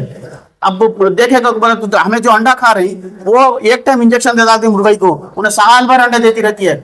बट नाटी मुर्गी क्या रहती है, नाटी मुर्गी का तो घर में 4 मुर्गा रहते हैं, 1 मुर्गा रहता है, जोड़ में फर्टिलिटी रहती है। और आजकल हमें जो दूध पी रही इसमें मोहब्बत करने की चीज ही नहीं है। ठीक है बोले तो क्या पता है, गई एक बछड़ा डाली करके बोले तो वो बछड़े को तब का तब जुदा कर देती माँ से। दूध है जो उन्हें वो बछड़ा गाय के पास छोड़े तो उन्हें उसकी मोहब्बत पूरी कन्नड़ में बोलते हैं, उसकी प्रीति वात्सल्य ಎಲ್ಲ ದಾರ ಎಳೆದುಬಿಡ್ತದೆ ಅದು ತನ್ನ ಕರುಗೋಸ್ಕರ। वो हमारे में नहीं है। क्योंकि तो हमें जो दूध पी रही वो प्यार मोहब्बत का दूध ही नहीं है। हमारे भया लड़ रही, हमें भाना माना लड़ रही, ये फूड मैच हमने हो रहा है, हमें उसके ऊपर ये कंसंट्रेट नहीं कर रही। सो इस वास्ते हमें जो हमारे बच्चों को है सब फील्ड में भी ले लगो आना। तो बीएससी एग्रीकल्चर को भी जरा कोशिश करो, बीएससी फिशरीज को भी कोशिश करो, बीएससी वेटनरी को भी कोशिश करो। इतना बात बोलने के लिए टाइम दिया उससे शुक्रिया। अब थोड़ा वक्त फ्री है। पता नहीं कुछ गुफ्तगू चल रही है, तो मैं सोचा मैं भी अपने तरफ से दो चार अपनी एक्सपीरियंस तासुरात जो है शेयर कर लेंगे बच्चे। मेरा नाम मोहम्मद रहमान उर्फ मुतीब है। क्या है बोले तो एजुकेशन के हिसाब से मैं ज्यादा कुछ पढ़ा नहीं। मैं जो है ऑटोमोबाइल डिप्लोमा कराया, ओनली एसएलसी फेल होने के बाद। एसएलसी फेल हुआ, उसके बाद थोड़ा असल ठिकाने को हुई। जब एसएलसी फेल हुआ तो उस वक्त मेरे मामा जो सऊदी में रहते थे, उन्होंने मुझे यही बताए थे, क्या बोले तो मुझे अगर तुझे सऊदी आने का इरादा है तो एक काम कर, डीजल मैकेनिक पढ़ ले बोल के। डीजल मैकेनिक क्या तो मुझे मालूम नहीं था। बाद में पता चला कि भाई पहले क्या समझा था, बचपन से सोचता था मैं डीजल मैकेनिक पढ़ना बोल के। जब मैं एसएलसी खत्म हुआ तो डीजल मैकेनिक क्या पूछा तो डीजल मैकेनिक ऐसी कोई पढ़ाई नहीं है बोल के बोले। भाई पहले बचपन में क्या बोलता था बच्चों को, तो क्या भी नहीं, सऊदी अरब में पेट्रोल निकलता ना, पेट्रोल डीजल सब हमारा मामा क्या बोल चुके छूट बोलता था सर। तो भैया के पास जाकर पेट्रोल अलग करना, डीजल अलग करना, तार अलग करना, ऐसी चीज अलग अलग करने की पढ़ाई पढ़ता हूँ मुझे बोलता था मैं। जब रिसर्च से खत्म होने के बाद मालूम हुआ ऐसी कोई पढ़ी नहीं है, तो मेरे मामा को फोन करे, मामा मेरा रिसर्च से खत्म हो गया, आप क्या कर रहा है? अरे डीजल मैकेनिक क्या बोले तो मैकेनिक जैसा कारा ही, लारिया ही, बसा ही, जनरेटर ही, इसका काम तो सीख ले बोल के। बाद में जब एसएलसी फेल हुआ था ना, उस वक्त क्या गया था मैं, हमारे चाचा थे ना, अल्लाह उनकी मगफरत करे, उनकी वर्कशॉप में जाके लगभग 6 महीने काम करे। तो सेटिस्फाई नहीं था। कभी जो टैराउन खोलो, पंचर डालो, ये डालो, वो डालो, वो काम, इंजन का काम जो मैं सीखना चाहता था वो वहाँ पे मुहैया नहीं था। उसके बाद जो है मंडिया गया, मंडिया में बादशाह की बोल के बड़ी वर्कशॉप है, उनके पास क्या गया तो उन्होंने जब मेन काम आता तो जो आयल उठा लेगा, जो लिस्ट ले लेगा, जो चाय ले लेगा, जो उनके भेज देते थे। वहां से भी मुंबई नहीं था मैं। उसके बाद मैसूर गया तो वहां पे सीखने के लिए काम वो प्रेस था, सीखना बोलते हैं। तो वहां पे भी क्या है, सब कुछ सिखाते थे। जब वक्त आता था ये जो टाइमिंग्स वगैरह जो एडजस्ट कर देना, उस वक्त भी हम क्या करते हैं, पीछे खड़, ये घुमा, वो टायर खोल, ये टोर बोल के बोलते थे। उसके बाद जैसे ही अल्हम्दुलिल्लाह एसएलसी पास हुआ, मैं सोचा चलो ऑटोमोबाइल डिप्लोमा कर लेंगे बोल के। अल्हम्दुलिल्लाह पढ़ाई की अहमियत में बोलूँ आज को भी, पढ़ाई के बगैर दुनिया में कुछ भी नहीं है बोलूंगा मैं। पढ़ाई के बगैर दुनिया में कुछ भी नहीं है। अगर इज्जत, शोहरत और नॉलेज, हर चीज, रोजगारी, इंसानियत, अखलाक, सब कुछ ये पढ़ाई के साथ जुड़ा हुआ है। जैसे ही मैं ऑटोमोबाइल डिप्लोमा में गया तो पहला सब्जेक्ट ही छोड़ना शुरुआत क्या होते बोले तो IC engine, EC engine, internal combustion engine, external combustion engine, 4 stroke का तो क्या, 2 स्ट्रोक का तो क्या, डीजल इंजन का तो क्या, लोकोमोटिव इंजन का तो क्या, और इंजन कैसा वर्क करता है। जो मैकेनिक 10-10 साल, 20-20 साल सीखने के बाद जो मैकेनिक बनता है ना, अगर अल्लाह उसे हिदायत देकर पढ़ लिया ना, सिर्फ 2 साल में सबसे बेहतर से बेहतरीन मैकेनिक हो जाता हूँ। क्या बोले तो शुरुआती छोड़ने से क्या बोले तो इंजन कैसा वर्क करती है, डीजल इंजन में और पेट्रोल इंजन में फर्क कर दो क्या, और 2 स्ट्रोक और 4 स्ट्रोक में फर्क क्या, ये मोपेड्स का तो क्या, स्कूटर का तो क्या, बाइक्स का तो क्या, जैसा सेडान बोलती है, एसयूवी गति, एमपीवी गति, हर चीज हमने सिखा रहा हूँ सिर्फ 6 महीने में। और साथ साथ में क्या है तो लोग इसके पीछे मेहनत नहीं करते हैं। मैं हालांकि मेरे सब दोस्तों को बेचों को बोला भाई इसके काम करो, ऑटोमोबाइल में डालो भी, इसकी बहुत अहमियत है आजकल के जमाने में बोलते हैं। मगर क्या करती, बच्चे जाती, पढ़ लेती, आ जाती, मगर प्रैक्टिकली एक्सपीरियंस के वास्ते कहीं जाते नहीं। जब मेरा डिप्लोमा की कॉलेज कहता लगभग 1:30 बजे जब खत्म होती, 1:30 बजे से लेकर 7 बजे तक मैं जाकर वर्कशॉप में काम करता था। अच्छा हाँ अच्छी बात है। मैं क्या बोलने का मतलब क्या बोला था, माफ करना थोड़ा सा बुरा ये नहीं था। अब मैं क्या बोला तो भैया जैसा उनका इसका एग्रीकल्चर का जैसा उनकी तासुरात जो शेयर कर लिया, मैं भी बोल लेंगे बोलते हैं। अब क्या है बोले तो आजकल का जमाना ऐसा है, देखो जैसे मैं सऊदी को गया, जाने के बाद जो वहाँ पे हेवी मिस्टरी, हर चीज हेवी मिस्टरी, अल्हम्दुलिल्लाह अल्लाह की इस पढ़ाई की वजह से जो मालूमात जो हमने हासिल हुए थे, उसके जरिए से अल्लाह हमें अल्हम्दुलिल्लाह बहुत ऊंचा मकाम दिया। आज जो है लोग मैकेनिकल वर्क को जो है एक कमजोर समझती है। अरे मैकेनिक ऐसा नहीं, अगर पढ़ा हुआ मैकेनिक है ना तो इंटरनेशनल लेवल तक जाता है। अल्हम्दुलिल्लाह मंजेपुर जो है जापान से इन्विटेशन आया था, जर्मनी से इन्विटेशन आया था। मैं क्यों जाऊं भाई, जब मैं यहाँ पे खुद अपना कारोबार है, अपनी एक इंडस्ट्री खड़ा कर रखा हूँ, तो मैं क्यों जाऊं बोलते हैं। अल्हम्दुलिल्लाह आज जो है सऊदी अरब में मेरे 1 से 7 से 8 ब्रांचेस हैं, टर्बो टेक, डीजल टेक और क्या है हाइड्रोलिक टेक बोल के, अलग अलग डिपार्टमेंट में अलग अलग चल रहा है। अल्लाह जो भी है, आज मैं जो भी हूँ पढ़ाई के जरिए से हूँ। आपके बच्चों को भी चाहे आने वाली जनरेशन कैसा हमने तो पहले हाथ पाँव गंदे करने को हमें काम करना था, नहीं आजकल पूरा जो है ECM टेक्नोलॉजी, कंप्यूटर टेक्नोलॉजी, अगर उस मैकेनिक तो कोई भी गाड़ी हो या व्हीकल हो कुछ भी रिपेयर करना है, पढ़ाई के बगैर कुछ भी नहीं कर सकते हमें। इसके बाद में थोड़ा आप मुतवज्जा दियो, जरा तवज्जा दियो बच्चों को। सब बच्चे जो है खाली PCM भी करना, डिग्री करना ये नहीं, इसकी भी बहुत अच्छा फ्यूचर है।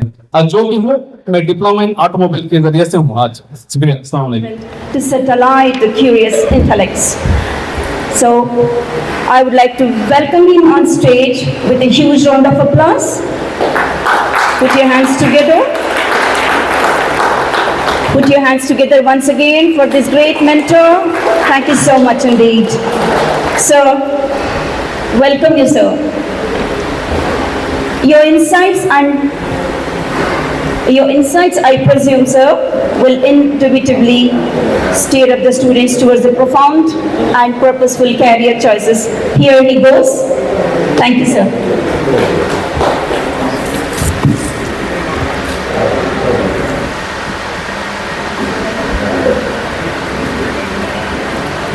Put your hands together again.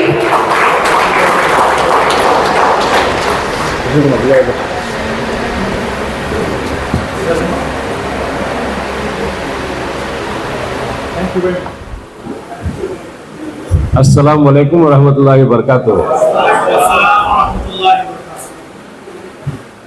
हमारी कौम की एक निशानी क्या है बोले तो हमें एक जिंदा और जावेद कौम, दूसरी कौमों के बनिस्बत हमारी कौम के बारे में ये पूरी दुनिया मानती है कि हमें एक जिंदा कौम है। वो कौम जिसे लोग मिटाना भी चाहे मिटा नहीं सक रही, तो इसकी निशानी हमारा सलाम प्याम। बहरहाल या मैं आप लोगों का ज़्यादा वक्त नहीं लेता, मैं यहाँ आया आप लोगों से एक करियर गाइडेंस के बारे में गुफ्तगू करने। And this will never be like a one way talk, it will always be interaction. तो उससे मैं अपनी गुफ्तगू का आगाज सलाम से कराया। मैं सबसे पहले मैं यहाँ जानना चाहता हूँ, यहाँ पे 10th के बच्चों के पेरेंट्स कौन कौन नहीं? आप जरा हाथ उठा दो मेहरबानी। यहाँ एक चार है, 12th के बच्चों के पेरेंट्स कितने जो नहीं? जी अल्हम्दुलिल्लाह ऑलमोस्ट इक्वल हो गए दो भी। जी तो मसला क्या है, जब मैं आया हमारे मोहम्मद रहमान साहब बात कर रहे थे तो ही टोल्ड मैं 10th करिया के बाद डिप्लोमा को गया, उससे पहले अलग अलग जगहों पर मेहनत करिया। उनकी बात में बहुत बड़ी एक आप लोगों के लिए बहुत बड़ा राज था, उन्होंने बज़ाहिरन बोले नहीं, वो मैं आपको जाहिर कर रहा हूँ। मसला क्या रहा, उन्होंने अपनी जिंदगी के बहुत बेहतरीन 4 से 5 साल बर्बाद हो गए उनके बोलने का मकसद शायद मैं जो समझा कि बर्बाद हो गए बोले तो उनको करेक्ट कहाँ जाना क्या सीखना करके गाइडेंस करने वाले नहीं थे वो जमाने में। उन मंडिया में कुछ साल काम करके गुजारे, मैसूर में कुछ साल काम करके गुजारे, बाद में अलबत्ता डिप्लोमा ज्वाइन करे, वहां से अल्लाह उनको कहीं लेको गया और अल्लाह वहां से उनको और फलाह बहबूदी की तरफ लेको गया। यहाँ इन्हों जो बताना चाहे वो बात आप लोगों को उन्होंने गायबाना बोले, मैं जरा जाहिराना बोलूं कि ये जो उनके इग्नोरेंस के दिन थे ये 2-3 साल, अगर उनको उस वक्त को सही गाइडेंस करने वाले कोई भी मिल जाते तो शायद वो बच जाते और शायद वो कहीं और रहते। तो ये चीज हमें आप लोगों को आज हमें समझना है कि हमारे बच्चों को सही पढ़ने वाले तो ही अल्हम्दुलिल्लाह हमारे बच्चे अच्छा पढ़ रही, ऐसा नहीं कि कोई ये हो रहा। एक जमाना था 100 बच्चे SLC लिखे तो 60 बच्चे फेल हो जाते थे, आज 100 बच्चे लिखे तो 6 बच्चे भी फेल नहीं हो रही, पास हो जा रही। आज पास होने का मसला नहीं है, आज उन्होंने पास होने के बाद क्या करने का मसला है। पहले के जमाने के बनिस्बत आज की वो मसला और ज्यादा पेचीदा हो गया। बोले तो पहले होते ज्यादा शोबे नहीं थे, होते डिपार्टमेंट्स नहीं थे जहां ये कर सके, कुछ एक मखसूस फील्ड्स थे। आज अल्लाह के फजल से बहुत ज्यादा डाइवर्सिफिकेशन हो गया, अलग अलग फील्ड्स ही, और बच्चों को choice, this is the problem of plenty, what we call the problem of plenty. बहुत ज्यादा चॉइस है कौन सा करना कैसा करना अगर बोल को समझ में नहीं जाता। ये करियर चॉइस कैसा करना अगर बोल को सबसे पहले तो माजरत चाहता हूं, मैं देर से आया। देर आने का रीजन क्या, मेरी तबीयत ठीक नहीं थी कल से, थोड़ा मेरी आवाज बदल को है शायद, आप ये देख सकती। व्हाट इज इट, आप क्या ले सकती, क्या करना, क्या ऑप्शन है हमारे पास, how to go about selecting this. बहुत सारे इसमें यही आप यहाँ ऑब्जर्व करो, लोगों के दिलों में ख्वाहिशात रहती, मैं टीचर बनना चाहती हूँ, मैं नर्स बनना चाहती हूँ, मैं डॉक्टर बनना, मैं इंजीनियर बनना, मैं पायलट बनना, ये करना। अब वो बनने के लिए क्या करना, तो this is what you need to take care of. यहां आप लोगों को मसला रहता है मैं क्या करना, ये कैसा करना, क्या रिस्क सही, मैं क्या तरीके से करना, ये आपकी डिलेमा रहता है किसी भी बच्चे को, और बच्चे से ज्यादा उसके पेरेंट्स को।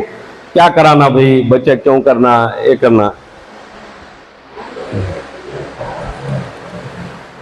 Then what is it that you need to do, how to plan your career करके बोलेगा तो there will be lot of options and opportunities। आप लोगों को ये देखना है कि आपके लिए कौन सा बेहतर है, और उसके बेसिस पर आपको अपना करियर चूज करना है। सबसे पहले किसी भी करियर को चूज करने के लिए, अपना मुस्तकबिल कैसा बनाना करके बोलने के लिए, ये एक सबसे इंपॉर्टेंट एक चीज क्या थी करके बोले तो first and foremost no yourself. अपने आप को पहचानो, आप क्या हैं, आपके जिंदगी का मकसद क्या है, आप दुनिया में क्या करना चाहती हैं। मैं बड़े बड़े डॉक्टर से मेरा राब्ता है, क्योंकि मैं खुद एक डॉक्टर हूं। मैं बड़े बड़े उस्तादों के पास काम किया हूं, बड़े बड़े इंस्टीट्यूट्स में काम किया हूं। मेरी शुरुआत आप ही के नागमंगला से मेरी खास निस्बत की बोले तो मैं आदि चुनचुनगिरी में MBBS कराया, तो MD MMC में कराया, तो ये मट्टी से मेरी भी जरी वाबस्तगी ज्यादा है। तो मैं बड़े बड़े लोगों से मिला, उनकी जिंदगी बड़ी ऊंचे ओहदों पर, बड़े ऊंचे डिग्रीज हासिल करने की ये सब देखा।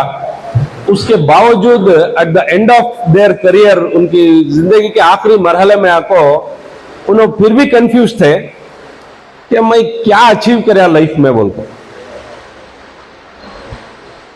ये की हुआ बोलेगा तो उन्होंने खुद अपने आप को पहचाने नहीं। अल्लामा इकबाल की अगर आप कलाम को देखेंगे, सबसे पहले उन्होंने खुदी का कॉन्सेप्ट देती, खुदी को पहचानना, ये इंपॉर्टेंट है। अब हमें ये आप बोलेंगे सर आप कोर्सेस के बारे में बोलने आए, ये क्या दूसरी गुफ्तगू कर रही। ये बात मैं आपको इसलिए सुना रहा हूं कि हमें सबसे पहले अपने आप को पहचानने की जरूरत है। आप सूरह रहमान में अल्लाह ताला फरमाता, हमने इंसान को खनकने वाली मिट्टी से बनाया, इन्ना फी खुलुकिन मिन सलसालिन कल फख्खार। ये सलसाल बनने वाली मिट्टी को बनाया। अल्लाह कुरान शरीफ में बोला मैं तुमने मिट्टी से बनाया कर डालता, बात खत्म थी। अल्लाह जो बोला वो बात, उसकी तो कोई और एक ये नहीं है। मिट्टी से बनाया, मिट्टी से बन गए, चलो ठीक है। ये खनकने वाली मिट्टी करको कहीं को बोला, कुछ बात है नहीं। इंसान को मिट्टी से बनाया तो बात खत्म थी, सिर्फ मिट्टी। मिन सलसालिन कल फख्खार, वो सलसाल बनने वाली मिट्टी। आखिर कुछ बात है इसमें, व्हाट इज इट, ये मैं आपको बोल रहा हूं। So first know yourself, what are your interest, what are your values, what are your skills, what are your assets, what are your resources and what kind of a personality you are. आप उस कौम से राब्ता रखते हैं जिस कौम को लोग पंचर वाला कह के ताना देते हैं। आप याद रखो ये चीज को। जो लोग हुजूर को जादूगर कहते थे, पागल दीवाना कहते थे, वही लोग आकर उनके पास लास्ट में बैत करे, उनके हाथ पर कलमा पड़े। ये है दीन इस्लाम, ये है मुसलमान की ताकत।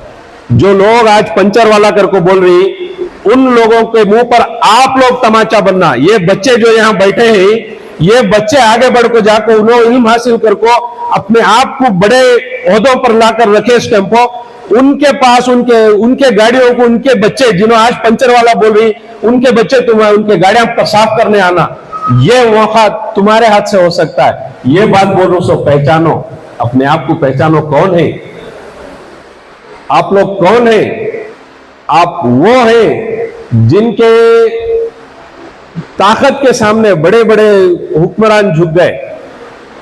आप वो हैं जिनके पास अल्लाह ने ईमान की वो ताकत दे रखी है जिसके सामने बड़े बड़े पहाड़, बड़े चट्टान खत्म हो गए। हम कौन हैं?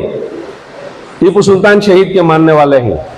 हम इमाम हुसैन रजी अल्लाह तआला अन्हु के मानने वाले हैं। हम उनके फॉलोअर्स हैं। हम क्या है, हमारे ईमान की ताकत क्या है, आप वो पहचानो अपने आप को। Where are you, what is your personality? जिस दिन आप अपने आप को पहचानेंगे नहीं, उस दिन आप एक बड़ा ख्वाब देखते, ना सिर्फ अपने लिए बल्कि अपने कौम के लिए, अपने मुल्क के लिए एक बड़ा ख्वाब, एक बड़ा मुस्तकबिल की चाह रखना तुम्हें। हमारे रहमान साहब आपका नाम बार बार ले रहा हूं, बेजार न को समझो, बाद में ये क्या भी आदमी मेरा ले रहा है। आपकी बात में मुझे मेरे दिल को असर करी, उससे मैं आपको ये बोल रहा हूं। हमारे रहमान साहब, मैं 10th फेल हुआ, बोले चाहते तो उस दिन हार मान को बैठ सकते थे। मंडिया को गए, तकलीफ उठाए, बोले वहां भी चाहते तो खत्म हो सकता था। मैसूर को आए, वहां भी हार मान सकते थे, लेकिन हार नहीं मानने। ये चीज अपने आप को पहचानो, उन्होंने अपने आप को पहचाने उस दिन, तब अल्लाह उनको आगे लेकर गया।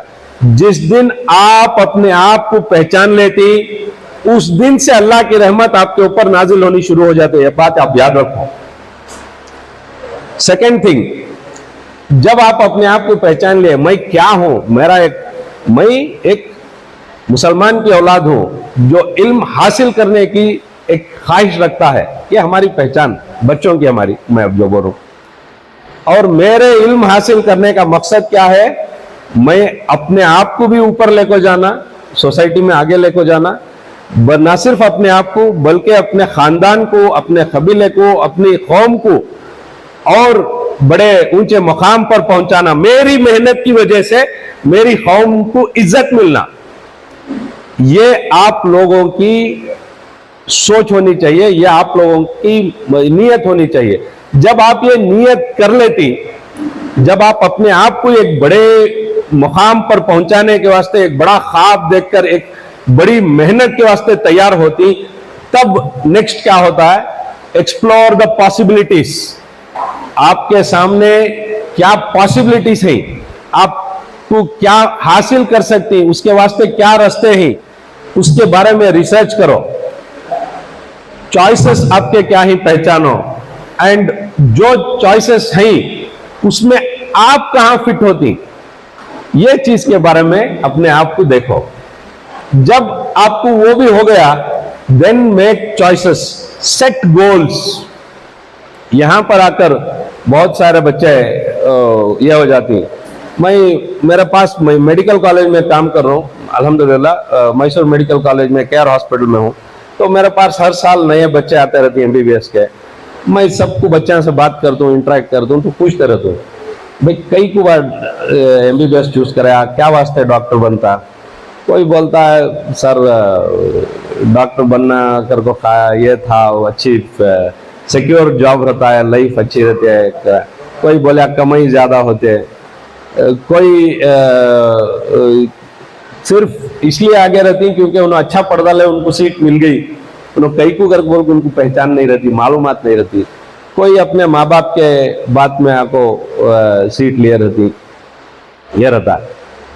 लेकिन ये जितने भी मैं आपको बोला examples, these people will not go far. I told you initially in my talk कि बहुत सारे सीनियर डॉक्टर से मेरा राब्ता रहा, जिन्हों at the fag end of their career they were seriously confused about क्या करें मैं अपनी जिंदगी इतने साल मैं कर को। तो वो कहाँ होता सो कर को बोले, they are those people who do not have goals.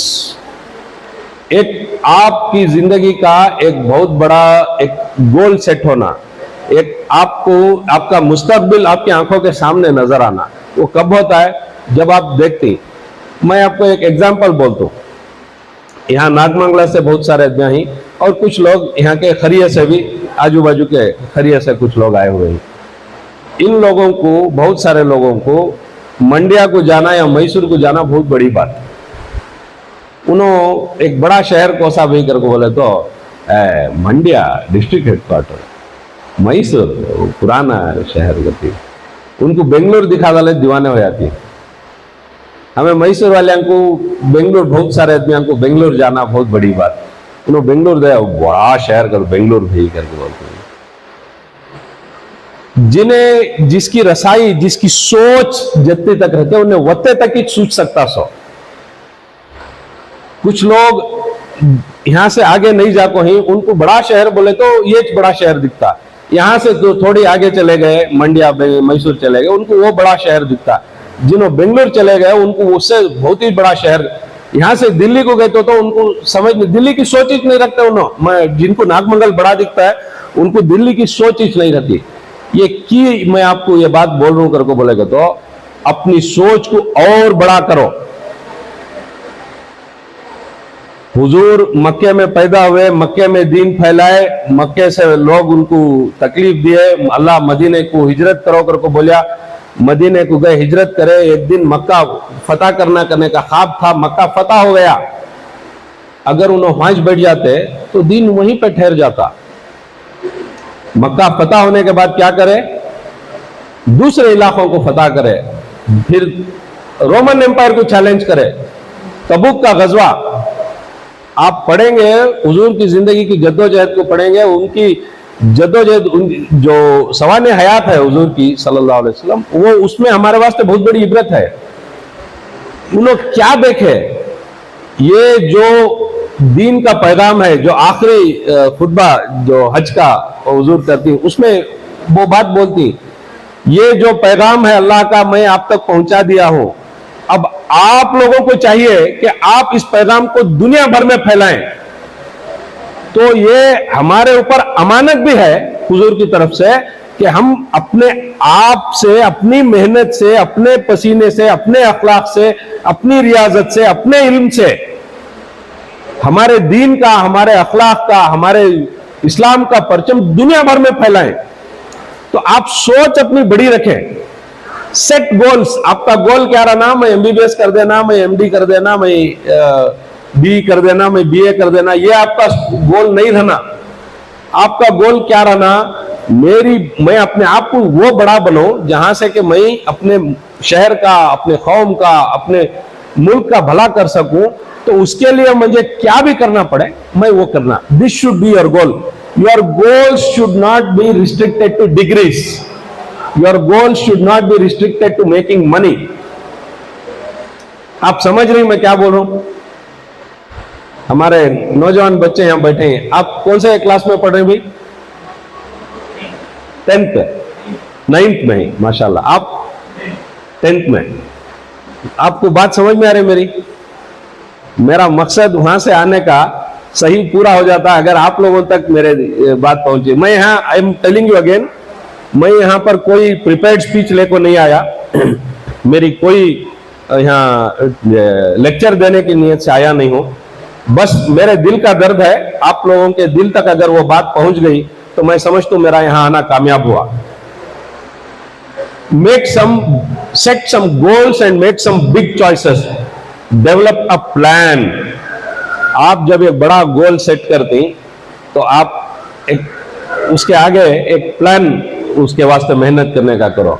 और जो प्लान बना लिए तो उसको now you should see that you should make it happen. आप जो प्लान लिए हैं उस प्लान को इंप्लीमेंट करना, एक्शन में लाना, उसको कामयाब करना। जब आप ये करती तब आपका करियर एकदम सेट रहता है।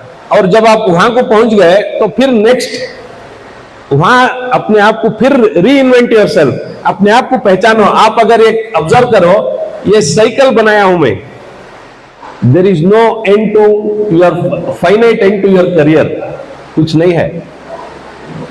There is always something new, you need to keep exploring yourself. मैं आपको मेरी खुद का एग्जाम्पल बोलता हूं। I never wanted to be a doctor.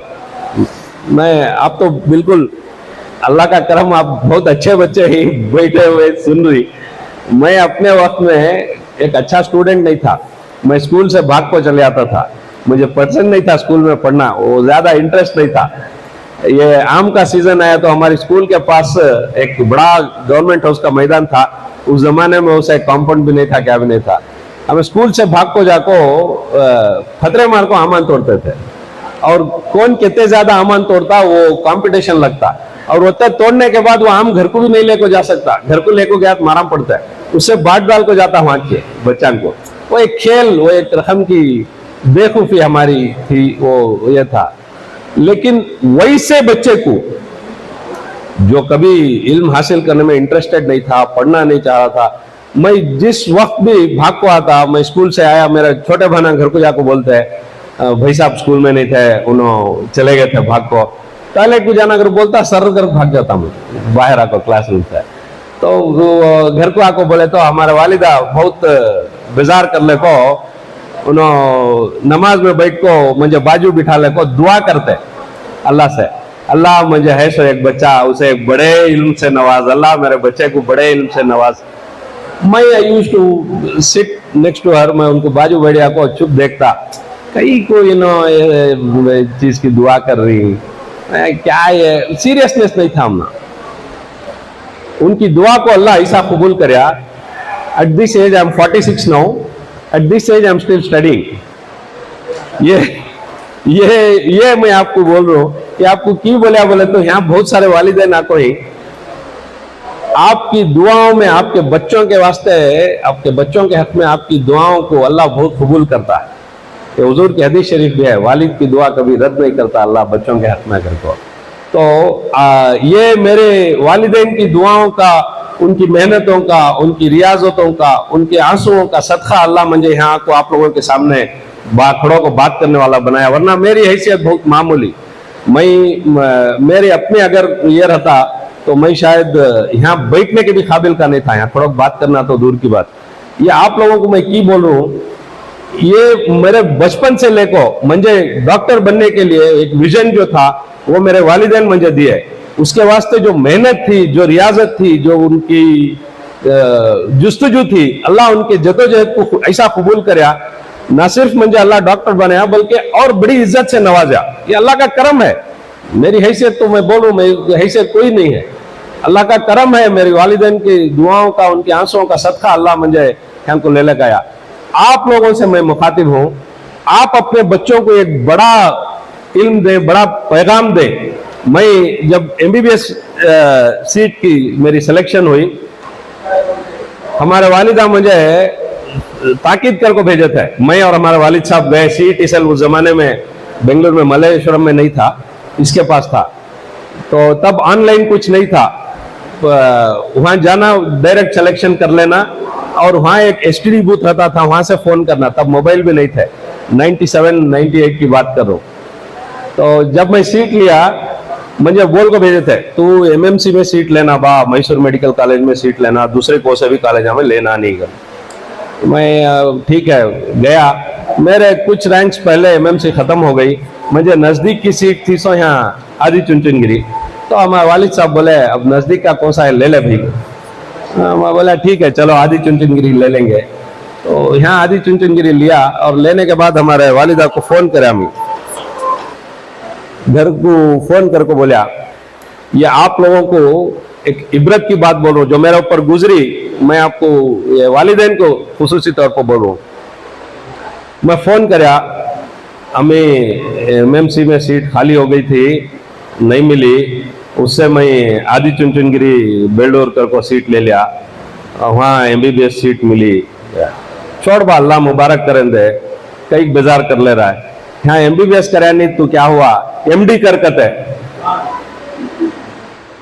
ये चीज जो है ये वालिदैन नहीं दे सकती। सो मैं अभी MBBS कॉलेज को खत्म नहीं रखा हूं, मैं कॉलेज कहाँ है जाकर देखा नहीं हूँ, CET सेल में हूँ, जस्ट सीट लिया हूं, मैं MBBS की सीट लिया हूं, और मेरी वालिदा मुझे MD का ख्वाब दिखा रही। ये आप लोग कर सकते हैं, आपके बच्चों को वो मुस्तकबिल दिखाओ।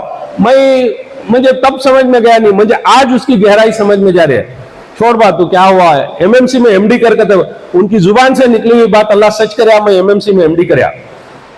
ये चीज मैं आपको बोल रहा हूं, आप अपने बच्चों को, बहुत सारे वालिदैन हमें हमारे बच्चा क्या भी फोर्स करते नहीं भाई, हमारा क्या भी नहीं है भाई, उनको क्या होना, उनको क्या मालूम, बच्चे मासूम, उनको क्या है, उनको जिंदगी में कौन सा तजुर्बा है, कौन सा सही गलत की पहचान है, उनकी चॉइस है, अल्हम्दुलिल्लाह रंद है, लेकिन उनको तुम गाइड तो करना, तुम्हारे तजुर्बे का भी तो कुछ भला मिलना, उनको सिला मिलना, उनको तो क्या भी नहीं, सो खाली बच्चे कर लेते, बच्चों को क्या मालूम होता है, बच्चे ऐसा स्ट्रगल करती, उनकी स्ट्रगल करके उनकी प्राइम टाइम वेस्ट हो जाता है, वो नहीं होना। आप लोग अपने बच्चों को एक बड़ा ख्वाब दें, बड़ा मुस्तकबिल का ख्वाब दें, तब जाकर उन्होंने they will be having a great career. Ambition है, रियलिटी है। बहुत सारे बातें लोग बोलती, सर मैं इसरो का साइंटिस्ट बनना करके डिसाइड कर डाली हूं सर। मेरे पास एक बच्चा आया था, इसरो का साइंटिस्ट बन जाता हूं सर। अच्छी बात भाई, कहते हैं आपके इसमें 10th में मार्क्स, सर मेरा 55% आ गया सर। मैं बोला भाई तुम्हें जो पूछ रही वो बिरयानी खाने का की बात कर रही सो, यहाँ तुम्हारे पास दाल खाने के भी मार्क्स नहीं ना भाई, तुम्हें सोचो ये क्या है। This is the gap of ambition versus reality. मैं ये नहीं बोला कि तुम्हारे मार्क्स कम है तुम्हें इसरो में साइंटिस्ट नहीं बन सकते, मैं उनको ये बोला कि तुम्हारी जो एम्बिशन है उसे तुम्हारी रियलिटी अगर कंपेयर करे, there is a huge gap. तो फिर मैं क्या करना सर? बोला तुम्हें इसरो में साइंटिस्ट बनना, पक्का बनना, 100% में बन तो सर। अच्छी बात, तुम्हें अगर सही में बनना चाह रही तो फिर तुम्हें जो आज मेहनत कर रही, जो आज तुम्हें पढ़ रही, इसका 3 गुना मैं सुबह से पढ़ना शुरू कर दूं, घर को आज ही अहेड कर लेना, और वो हर रोज करना। 2 दिन 3 दिन पढ़ को छोड़ डालने का नहीं है, एग्जाम के नजदीक पढ़ने का नहीं है, तुम्हें हर रोज पढ़ना। अपने आप को इल्म हासिल करने की जद्दोजहद में ऐसा लगा देना कि तुमना इल्म ऑटोमेटिक आना, अल्लाह तुम्हारे ऊपर रहमत बरसाना, तब तुम्हें इसरो में साइंटिस्ट बनती। बोला वो बच्चा सीरियसली लिया मेरी बात को। जो बच्चा 55% काटा था, मैं आपको हकीकत बोल रहा हूं सो, मैं नाम नहीं बताना चाहता, ये 4 साल पहले की बात है। जो बच्चा 55% काटा था, उन्हें पीयू साइंस पीसीएमबी लेको 92% काटा, and he got a seat in a very top college in B seat in Bangalore. अपने इंजीनियर बन रहा है इंशाल्लाह। इसरो के वास्ते क्या करना कि वो रास्ते पर कामजाद है उन्हें। ये मैं आपको की बोला, ये हकीकत बात बोला। सो की बोला कर को बोलेगा तो जिन्हों जिन्हों अपने आप के मार्क्स कार्ड को देखो अपने आप को हकीर समझ रही आज, वो ये जान ले कि इनकी मेहनत हकीर हो सकती है, अल्लाह की रहमत हकीर नहीं हो सकती। अगर आप मेहनत करेंगे इंशाअल्लाह, अल्लाह आप पर और रहमत बरसाएगा और आपको दुनिया के टॉप मोस्ट आलिम में बनाएगा। अल्लाह की कुदरत में कोई कमी नहीं है। मेरे जैसे नालायक स्कूल से भागने वाले को लाख को तुम्हारे जैसे सामने खड़ों को बात करने की अल्लाह सलाहियत दिया है मंजेकर को, बोले तो तुम्हें मेरे से बहुत ज्यादा आगे जा सकती। ये बात आप समझो। एम्बिशन और रियलिटी का डिफरेंस आप खुद पहचानना। आपका एम्बिशन अगर कुछ बड़ा है तो उसके वास्ते कुर्बानी भी बड़ी रखना, मेहनत भी बड़ी रखना। ये चीज आपको समझना। समझ में आ रहा है? बहुत सारे लोग करियर चूज करने में क्या करते, कौन की बड़े बोले, पेरेंट्स बोले, फ्रेंड्स लिए, पीयर प्रेशर में आ गए, क्या की चुपके क्राउड मेंटालिटी, कहाँ की सीट मिल रही है ले लिए, हम ना काम कहाँ मिलता है देखना, अब्रॉड में काम करना, हमें ये करना, क्राउड में ये चीजें गलत थी। मैं आपको फिर रिपीट कर रहा हूं, पहले भी बोला एक बात, अब फिर आपको बोल रहा हूं, अपने आप को पहचानो। आप मामूली मिट्टी से अल्लाह आपको नहीं बनाया है, अपने आप को पहचानो। आप लोग वो आवाज करने वाली मिट्टी से अल्लाह बनाया है जिसकी गूंज आपके मरने के बाद भी दुनिया में जाहिर रहना। जितने भी हमारे असलाफ हैं, जितने भी हमारे सूफिया इकराम हैं, जितने भी हमारे बुजुर्गान दीन हैं, हमारे जो पैगंबर सल्लल्लाहु अलैहि वसल्लम हैं, हमारे जो अकाबिर सहाबा हैं, वो सब इंतकाल कर गए, उनको मिट्टी में ले जाको दफना डाले कर कदमिया बोले तो भी उन्होंने कभी खत्म नहीं हुए। टीपू सुल्तान शहीद 225 साल गुजर गए, उनका नाम मिटाने उनके दुश्मना रोज उनको गालियां दे रही, उनके नाम को मिटाने की कोशिश कर रही, लेकिन जिनके नाम से उनका नाम मिटाने की कोशिश करे, जिस वडेयर से उनका नाम बदला को टीपू एक्सप्रेस से वडेयर एक्सप्रेस करे, अल्लाह वोच वडेयर से उनको खत्म कर डाला। ये चीज आप समझना, ये वो शख्सियत है जिनको अल्लाह ऐसी मिट्टी से बनाया जिस मिट्टी की गूंज उनके जाने के 225 साल बाद भी जिंदा है। आज भी टीपू कर को नाम लिए तो आदमियां कांपती, उनके दुश्मन भी उनका नाम लिए तो कांपती। 225 साल बाद अंग्रेज आज उनका नाम याद करती। तो ये अल्लाह का करम है कि आप कौन सी मिट्टी से बनाए गए, आप सोचो, अपने आप को पहचानो। मैं भी बहुत नालायक, नाकारा, बेकार था, लेकिन जिस दिन अल्लाह ने मुझे अपने आप की पहचान दे दी, मेरे वालिदैन का सदका है ये मेरे ऊपर, अल्लाह ने मुझे जिस दिन मेरी पहचान दे दी, वहां से मैं अल्लाह मुझे कहां की पहुंचाया है। आज मैसूर में मेरे से ज्यादा तजुर्बेकार, मेरे से ज्यादा बेहतर 1000 डॉक्टर्स मिलती, बड़ा शहर है, बहुत ज्यादा डॉक्टर्स है, मेरे से बेहतरीन और 1000 ही, लेकिन उनके बावजूद अल्लाह मंजे ले जाकर वहां आरे मो बनाना करके बोलेगा, तो ये अल्लाह का बड़ा करम है। ये क्या वास्ते कर रहा है, उन्हें यह बताना चाह रहा है, मैं एक मामूली मेरे एक बंदे की मिट्टी में यह आवाज रखो कि उन्हें 480 पोतीन डॉक्टर्स के ऊपर उसे बिठा दो, उसकी आवाज को पूरी मैसूर शहर सुनना। ये जो आवाज, ये गूंज पहुंचाने की बात है, ये कब आया, जब वो मिट्टी खनकी। आप भी खनको, इंशाल्लाह उसकी आवाज अल्लाह पहुंचाता, कहां तक पहुंचाने का है वो अल्लाह की मर्जी है। Then there are 2 things. अब ये एक नया ट्रेंड है, सर हमें पढ़ने को एक डिग्री ले लेती, लेकिन हमारे अंदर टैलेंट अलग है। बहुत सारे लोग बोलते मैं सिंगर बनना चाहता हूँ, मैं आर्टिस्ट बनना चाहता हूँ, मुझे डिग्री पढ़ने की जरूरत नहीं है, मैं कौन का मैकेनिक बनना चाहता हूँ, मैं कोई ये करना चाहता हूँ, मुझे पढ़ने की जरूरत नहीं है। Fine, you can call careers broadly as talent based or education based, but then it is always complementary, they are never exclusive. आपके पास अगर टैलेंट है तो उस टैलेंट को अगर एजुकेशन का साथ मिल गया तो आप उस टैलेंट को दुनिया के बहुत बड़े लेवल पर लेकर जाकर पहुंचा सकती। अगर आपके पास टैलेंट होने के बावजूद इल्म नहीं रहा, आप थोड़े दूर भी आपका टैलेंट पहुंचाने नहीं हो सकता। अगर आपके पास बहुत बड़े डिग्रियां हैं फिर भी मेरे पास टैलेंट नहीं है तो आपको डिग्रियां कोई काम नहीं आते। तो आपको जिस शोबे में आप इल्म हासिल कर रही उसमें टैलेंट लाना जरूरी है, और जिस टैलेंट को आप उभारना चाह रही उसे इल्म का सहारा देना जरूरी है। They are never exclusive, they are mutually complementary. आप ये समझो, अगर आप अच्छे सिंगर भी बनना चाहती तो आपको इल्म हासिल करे, आप एक बड़े इसमें कॉलेज में दाखिला लिए, जाकर वहां बैठे तो वहां आपको एक बड़ा फोरम मिलता है आपके टैलेंट को शोकेस करने के वास्ते। ये चीज आप समझो। अब नेक्स्ट आ जाता है, सर हमें 10th के बाद क्या करना, हमें PU के बाद क्या करना। There are 3 major streams, I will come to other streams also. 3 major streams, science, arts and commerce. Sir आप डॉक्टर हैं, आप साइंस पढ़ को आगे बढ़े तो आप हमेशा साइंस की बात करेंगे। नहीं बेटा, मैं साइंस की बात नहीं करता, मैं आर्ट्स और कॉमर्स पहले बोलता हूं, उसके बाद साइंस की बात करेंगे। डॉक्टर हूं, अल्हम्दुलिल्लाह, अल्लाह का बड़ा करम है, ये बहुत बड़े अल्लाह की अता है। अगर कोई डॉक्टर बना आप लोगों में से तो मैं आपको खुला बोल रहा हूं, ये अल्लाह की बहुत बड़ी अता है, बहुत बड़ा करम है।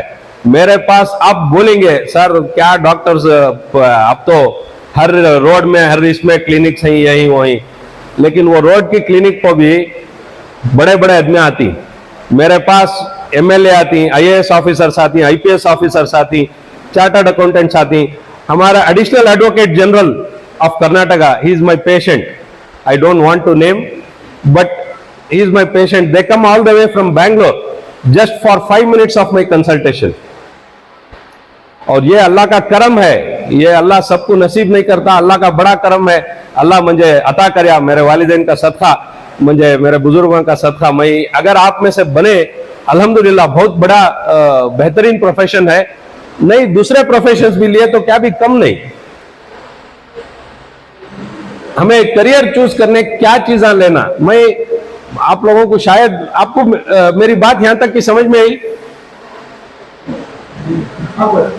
दिस इज वरना मैं चाहा जो कोर्सेस है वो नामा दिखा डाल को आप इनमें से देख लो, चूज कर लो, बोल को गए जाए, लेकिन ये आपको की ये कर रहा हूं, आपके अंदर के इंसान को इसलिए जगा रहा हूं ताकि आप समझो कि आप क्या करना है, किस चीज में जाना है। वरना कोर्सेस के नामा और कोर्सेस के ड्यूरेशन एंड कॉलेजेस का नाम तो आपको गूगल में भी मिल जाता, मैं आपको यहां बोलने की जरूरत नहीं। How to choose, first and foremost understand your skills, then your interests, then your values and motivation. This is very very important। इसमें सबसे बड़ी बात है हेल्पिंग अदर्स, हमारे कौम की फलाह बहबूदी। आप हुजूर के सल्लल्लाहु अलैहि वसल्लम का कौल है, अल्लाह से आप दुआ करो तो न सिर्फ इल्म की दुआ करो बल्कि इल्म नाफे की दुआ करो। बोले अब ये नफा देने वाला इल्म क्या है? नफा का मतलब हमें सिर्फ पैसा समझती नहीं, हमारे इल्म से वो नफा पहुंचना कि हर तबके के लोगों को, हमारे साथ जो जुड़ती हर तबके के लोगों को हमारे इल्म की वजह से नफा पहुंचना। हमें तो पैसे कमाती, अल्लाह राज़िक़ और रहीम है, किसी को भूखा नहीं सुलाता। इंशाअल्लाह अल्लाह सबके घरों में खाना दिया है, अल्हम्दुलिल्लाह सब अच्छा खा रही नहीं कर को नहीं, अल्लाह का करम है। मेरे घर में भी अल्लाह खाना दिया, मुझे क्या भी अल्लाह कम कर को नहीं है। लेकिन सिर्फ पैसा कमाना मकसद नहीं है, हमारे इल्म से लोगों को नफा पहुंचाना, ये इल्म नाफे। ये हुजूर की हदीस शरीफ है कि आप हर रोज अल्लाह से दुआ करें कि इल्म नाफे अल्लाह अता करे, वो इल्म जिसे हम लोगों को नफा पहुंचा सके, ना सिर्फ अपने को बल्कि हर तबके के लोग, छोटे से छोटा आदमी आपसे मिला उसे नफा पहुंचना आपके इल्म की वजह से, बड़े से बड़ा आदमी भी आपके पास आया उसका भी आपके पास आना जाया नहीं होना, उसे भी फायदा होना आपके पास आया, ये इल्म नाफे है। तो these are the values and motivations। then is your personality, what kind of a personality you are। then उसके आगे ये सब है कि मैं नागमंगल में पढ़ना चाहती हूँ, मैं बाहर नहीं जाना चाहती, या फिर मैं बेंगलुरु जाना चाहती हूँ, मेरा क्वालिफिकेशन ये करना है, मेरे कॉन्टैक्ट्स, ये चीज़ें उसमें मैटर करती। अब यहाँ मसला, आप लोग अपनी जिंदगी के ये मरहले पर हैं कि आप खड़े हुए हैं, आपके पास ये बलून से आप ले को, कौन सा बलून होना, ले को उड़ सकती, उसके पावर से आप आगे उड़ सकती। ये आपके असातिज़ा, ये आपके वालिदैन, आपके बुजुर्ग हैं जो आपको दिखा रही भाई हमें अपनी जिंदगी यहाँ तक खत्म कर को, यहाँ तक ले पाए तुम ना, अब तुम्हें इसके आगे लेना है, ये आपको ख्याल करना है। आप इसमें एक चीज ऑब्जर्व करो, ये पूरे पावरफुल बलून्स हैं, कोई छोटे मोटे बलून्स नहीं हैं, इसमें सब बड़े बड़े बलून्स हैं। आप आर्ट्स में भी लिए तो बड़ा ये करना है, मेडिकल लिए सीईटी करना है, इंजीनियरिंग करे आईआईटी में जाना है, फैशन डिजाइनिंग अगर करना चाहते हैं कोई तो वो भी छोटे मोटे कोर्सेस, छोटे मोटे कॉलेज में नहीं करना, सीधा निफ्ट को जाना, national institute of fashion technology. तो पहले will start with arts, arts के बाद क्या स्कोप है, ये आर्ट्स बीए डिग्री है, आप उसमें ये सब कॉम्बिनेशंस आ जाती, आप जो होना ये पूरे कॉम्बिनेशंस ले सकते हैं, इसमें बहुत सारे ये हैं। अगर आप आर्ट्स में जाना चाह रही, मैं आपको फिर बोल रहा हूं, कोई पेशा कमजोर नहीं होता। अगर आप जानने वाले ही, मेरे वालिद साहब मुझे बोलते थे, देख बा अपने आप को ऐसा बना, तू अगर झाड़ने वाला भी बनिया तो ऐसा झाड़ना, लोग डिफरेंस पहचानना, इन्हें जो झाड़ा ऐसा और एक जना कौन भी झाड़ने वाला नहीं है, उनको अपने आप को वो काबिल बनाओ। मैं ये नहीं बोलता आप सब खाली डॉक्टर बन जाओ, ये बन जाओ, आप जिस फील्ड में भी रहती अपना एक अलग पहचान बनाओ, अपना एक अलग मुकाम पैदा करो। अल्लामा इकबाल का वो ये है, शेर है, अपने लिए नई जमीन नया आसमान पैदा कर, दुनिया में अपने लिए एक मकाम पैदा कर। बहुत जबरदस्त है, अब मैं उसकी तशरीह में गया वक्त जाया हो जाता है, लेकिन आप जाको पढ़ो, अल्लामा इकबाल और मकाम कर को लिखो, खाली गूगल में आता, बहुत खूबसूरत कलाम है, पढ़ो। एंड इसके बाद हमें बीए कर लिया सर, हमें क्या कर सकती, BA के बाद you have got lot of options. You can, what I would suggest is public administration. If you are thinking of arts, see to it that you become an IAS or a KS officer. उससे कम का ख्वाब नहीं देखना। समझ में आ रही है मेरी बात? सर हमें साइंस लिए क्या IAS नहीं बन सकते? बन सकती बेटे। साइंस लिए तो ना सिर्फ IAS बल्कि दूसरे भी बन सकती, डॉक्टर भी बन सकती, इंजीनियर भी बन सकती। लेकिन आर्ट्स लिए तो तुम ना ज्यादा ऑप्शंस नहीं बचते, तो तुम्हें ऑप्शंस अपने आप को अपने वास्ते क्रिएट करना। क्या क्रिएट करना? मैं आपको बोला कोई बड़ा ख्वाब देखना, बोल को बड़ा ख्वाब देखना बोले तो उसके वास्ते बड़ी कुर्बानी भी देना। Public administration is a domain for people who are studying humanities, arts जो पढ़ते हैं उनके लिए public administration is a very beautiful domain. आप अगर एक बार पब्लिक एडमिनिस्ट्रेशन पर आ गए तो आपकी जरिए से, आपकी मेहनत से, आपके मुकाम से, आपके मर्तबे से बहुत सारे लोगों को आप मुतासिर कर सकती, नफा पहुंचा सकती। यह आपका अगर आर्ट्स है तो यह सबसे बेहतरीन इल्म नाफे है। आप इसके बारे में ख्वाब देखो, आप वो करने जाओ। दूसरा, आप टीचर बन सकती, हिस्टोरियन बन सकती, you can become an economist, you can become a population scientist, rural engineers बन सकती, बहुत सारे चीजें हैं।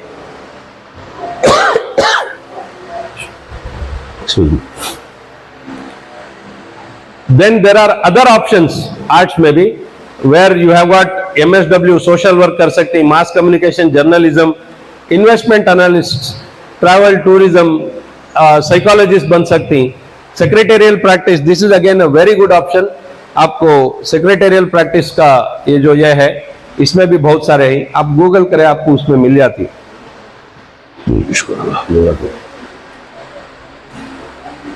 सर मैं कॉमर्स को अगर आया, इससे पहले मैं I want to give a break for 10 seconds now. मैं अब तक जो बोलिया हूं उसमें आप लोगों को कुछ डाउट है? ना सिर्फ बच्चों को बल्कि उनके वालिदैन को भी मैं आपको पूछूं, बात समझ में आई आर्ट्स की?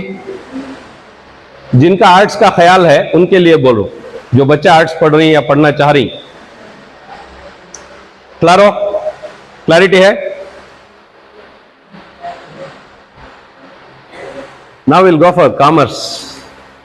सर हमें कॉमर्स लिए तो क्या करना? कॉमर्स लिए तो BCom है, BBM है, आपके पास BBA करके बोल को एक अलग एडमिनिस्ट्रेशन का अलग दिया था, तो उसमें भी बहुत सारे आपको ये मिल जाती।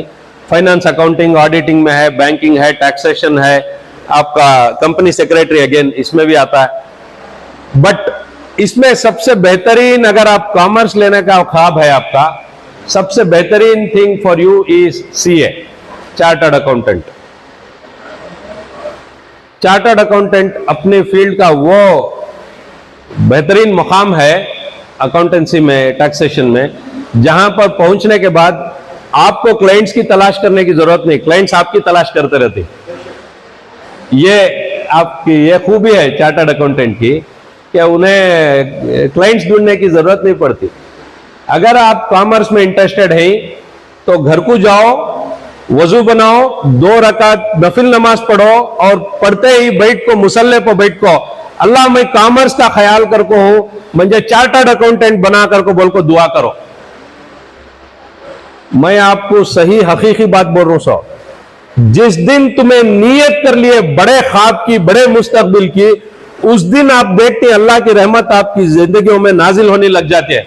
लेकिन जब आप ख्वाब ही नहीं देखे, अल्लाह बैठे जगह कहीं को आपको सीए कराना, आपसे कोई और कौम में वो अल्लाह बोलता है हम उस कौम की हालत तब तक नहीं बदलेंगे जब तक कि वो कौम खुद अपनी हालत बदलने पर कामजद ना हो जाए। आपको चाहिए कि आप अपना मुस्तकबिल बदलें, तो आपको चाहिए कि आप अल्लाह से उसकी मदद तलाश करें। और कब होगी? जब आप पहले नियत करेंगे। घर को जाओ, बैठो, अल्लाह से दुआ करो, मुझे सीए करा अल्लाह करके बोलते। उसे छोड़े next there are lot of other things. Investment bankers हैं, तुम्हारा टैक्सेशन का है, ब्यूटीफुल फील्ड, आराम से तुम्हें आगे बढ़ सकती हैं। तुम्हें अकाउंटेंट, बैंकर्स, बिजनेस मैनेजर्स, तुम्हें एक्सपोर्ट प्रोफेशनल्स, ये सब कर सकती हैं। इसके आगे भी पोस्ट ग्रेजुएशन बहुत ज्यादा है, M.Com है, MBA है, MFM कर कोई कोर्स आता है, CA आता है, बहुत सारे हैं। अदर वोकेशनल कोर्सेस हमें करना कॉमर्स के बाद क्या कर सकती हैं बोलोगे तो एडवर्टाइजिंग है, कंपनी सेक्रेटरीशिप है, एक्सपोर्ट मार्केटिंग है, मार्केट रिसर्च है, पोर्टफोलियो मैनेजमेंट है, फॉरेन ट्रेड है। These are all options are there. तुम्हें खाली गूगल करे तो ये सब मिल जाती। ये देखने के वास्ते मेरा यहाँ रहना जरूरी नहीं है। Then coming to finance and accounting, there are a lot of things: investment bankers, chartered financial analysts, venture capitalists, stock brokers, ये सब है। तो कॉमर्स में ऑप्शंस बहुत हैं, लेकिन बेहतरीन सीए। अगर आप कॉमर्स करने का है, आप ख्वाब देखो सीए का। सर मैं कॉमर्स करने के बाद सिविल सर्विस, तुम्हें बीए को बोले तुम्हें पब्लिक एडमिनिस्ट्रेशन में जाओ, सिविल सर्विस करो बोल को, मैं क्या कॉमर्स करने के बाद सिविल सर्विस नहीं कर सकता? अल्हम्दुलिल्लाह 100% कर सकती, नहीं कर को नहीं। मैं वो बच्चों को की बोलिया तो उनके पास दूसरे ऑप्शंस नहीं है अच्छे, तो उनके वास्ते वो बोलिया। अगर आप कॉमर्स में भी सिविल सर्विस करने का है, अल्हम्दुलिल्लाह there is the option is very much open, you can do it. But मैं आपको बोलिया कोई बड़ा ख्वाब हासिल करना है तो उसके वास्ते एक बड़ी मेहनत, बड़ी रियाजत की भी जरूरत पड़ती है, तो उसके लिए अपने आप को तैयार करो पहले। Now coming to science, there are huge options science में। आपके बीएससी कोर्सेस हैं, फिर आपके इंजीनियरिंग कोर्सेस हैं। बीएससी में बहुत सारे हैं, chemistry, maths, geology, biochemistry, computer science, microbiology, biotechnology, nano technology, there are, you name it you have it, वैसा है। बहुत सारे कोर्सेस हैं टेक्निकल फील्ड में, computer science, electronics, polymer science, drugs का, फार्मास्यूटिकल्स का है, एनवायरमेंट साइंस है, और दूसरे सब दीगर ये है। Coming to technical fields, you got aeronautical, automobile, biomechanical, biomedical, biotechnology, dairy and food science, ocean, marine engineering, this is again one field. Chennai में उसकी कॉलेज है, बहुत अच्छी है, उसके भी बाद स्कोप बहुत अच्छा है। मरीन इंजीनियरिंग अगर आप करना चाहती, merchant navy, that is again a very good option. वो सब चीजें हैं, पेट्रोलियम है, फार्मास्यूटिकल्स है। मैसूर में एक central institute of petrochemical and polymer engineering and technology, CIPET कर को बोल को है हेब्बाल में। It is a central government sponsored institute, वहां भी आपको बहुत सारे कोर्सेस हैं, you can do that. Again lot of other engineering fields. Marine engineering में आपको बोलिया, मरीन इंजीनियरिंग है, नेवल आर्किटेक्चर है, जो बड़े बड़े शिप्स बिल्ड करती ना, that is naval architecture. There is an institute in Cochin, Ernakulam, where you get B in marine engineering and naval architecture, sorry, and there is one institute in Mumbai also, वहां पर आप जा सकते। जो बच्चे सर मेरा हाथ से मेहनत नहीं होती, मैं ये नहीं बोलता कि मैं कम अकल हूं, कोई कम अकल नहीं रहता, ये बेकार की बात। हमारे बच्चे जरा कम अकल, डॉक्टर साहब उनको जरा ये नहीं भाई, उन्होंने कम अकल नवे, उनको शऊर नहीं है, सो उन्होंने क्या ही कर को बोल को। जिस दिन उन्हें अपने आप को पहचान लेती है, उस दिन उनकी अकल बड़ी हो जाती है। ये जिनो माँ बाप अपने बच्चे को नाकिस नकारा समझती, उनको पूछ तो सो मैं, मोबाइल दिया तो तुम्हारा बच्चा ऑन कर को खेलता है, नहीं उठा को साइड में रख को तोलने का बट समझता उसे। सीधी बात है नहीं। जो बच्चा मोबाइल चलाना सीख सकता है, उन्हें इंजीनियरिंग के ये भी करना सीख सकता है, मेडिसिन के ड्रग्स भी चलाना सीख सकता है। वो हमें हमारे अपने आप को, अपने बच्चों को महदूद कर दे रही, जहां के जबकि अल्लाह की कुदरत लामहदूद है। अल्लाह ताला, हमारे वालिद साहब बोलते थे, मैं अजी कभी बेजार हुआ जिंदगी में, कभी मायूसी का ये हुआ, तो हमारे वालिद साहब बोलते थे, अबाजी बहुत मुश्किल है बा, मुझे सीट मिलना, उसका एमडी के टाइम को जरी परेशानी होती। तब हमारे वालिद साहब बोलता है, अबा बहुत कम सीटा ही बा, इसमें मुश्किल का। तो अब्बा बोलता है, तुझे कितने सीटा होना था? मुझे एक ही चेक सीट होना सो बा। फिर है ना, तुझे एक सीट नीचे होना सो, अल्लाह दिया है ना।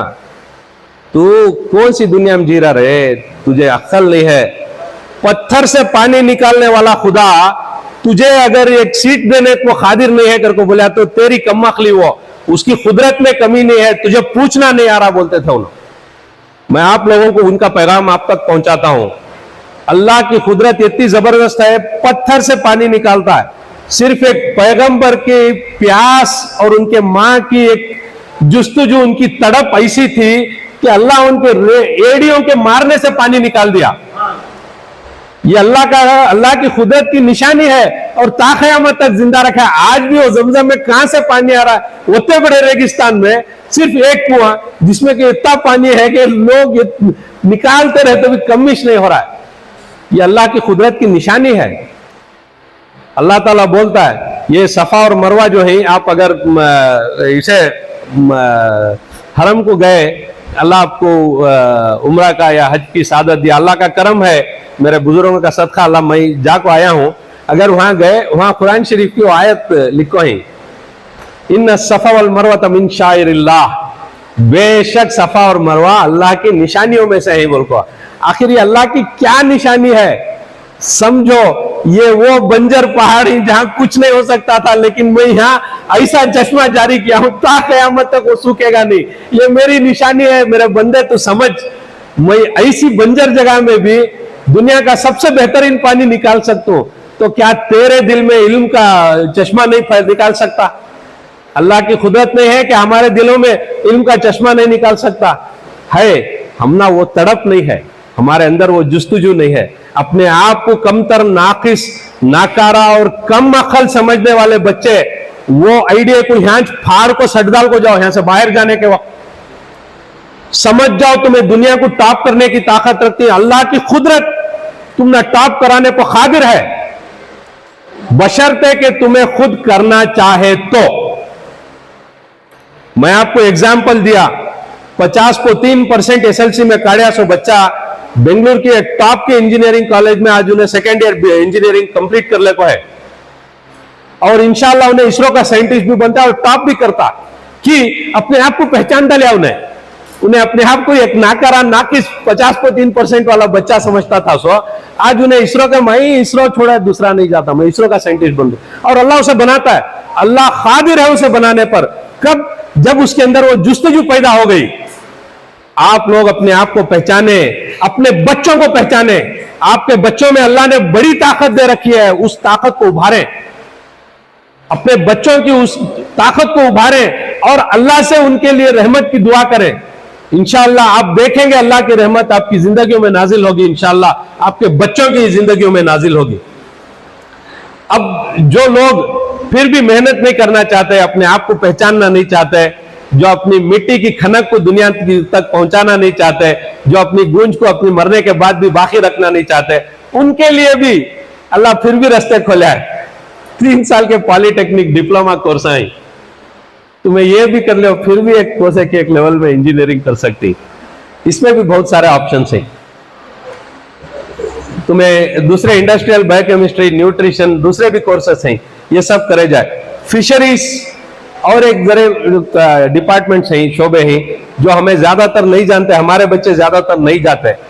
मैसूर में इलवाला के पास एक हॉर्टिकल्चर की कॉलेज है गवर्नमेंट की, 4 इयर्स BSc इन हॉर्टिकल्चर कोर्स है, बहुत बेहतरीन कोर्स है। फीस भी कुछ ज्यादा नहीं है, 15-20 हजार रुपए कुछ सालाना फीस है।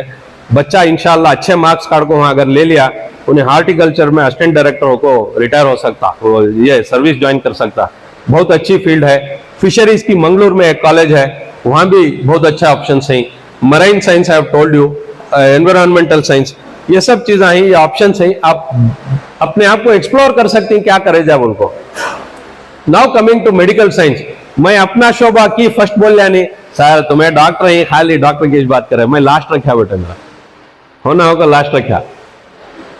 सबसे बेहतरीन अल्हम्दुलिल्लाह MBBS कोर्स है। उसके बाद आपका होम्योपैथी है, आपका आयुर्वेदा है, यूनानी है, BDS है, वेटरनरी साइंस है, फिजियोथेरेपी है, और दूसरे BSc अलाइड साइंस कोर्सेस हैं, BSc respiratory technology, BSc anaesthesia technology, BSc optometry, BSc dental science, BSc lab technician है, आपका BSc imaging and radiology technician course है, BSc ऑक्यूपेशनल थेरेपी कोर्स है, BSc in audiology है, BSc in prosthetics है, rehabilitation science में आता है। ये सब ऑप्शंस हैं।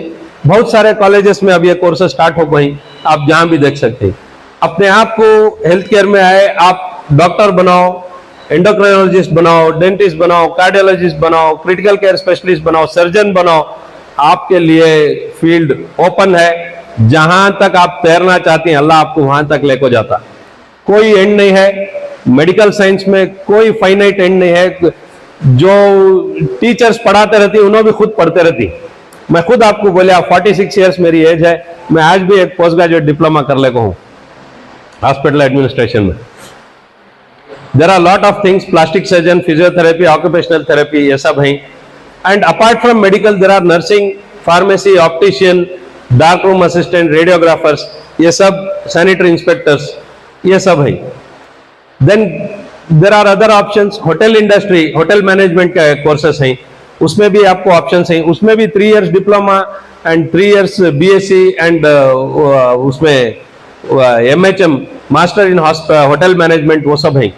You can go about. दूसरे फील्ड्स साइंस में, बायोलॉजी में आपको लेना चाहते हैं, एग्रीकल्चर है, बायोकेमिस्ट्री है, बायो इन्फॉर्मेटिक्स है, बायोटेक्नोलॉजी है, dairy science, fisheries, forestry.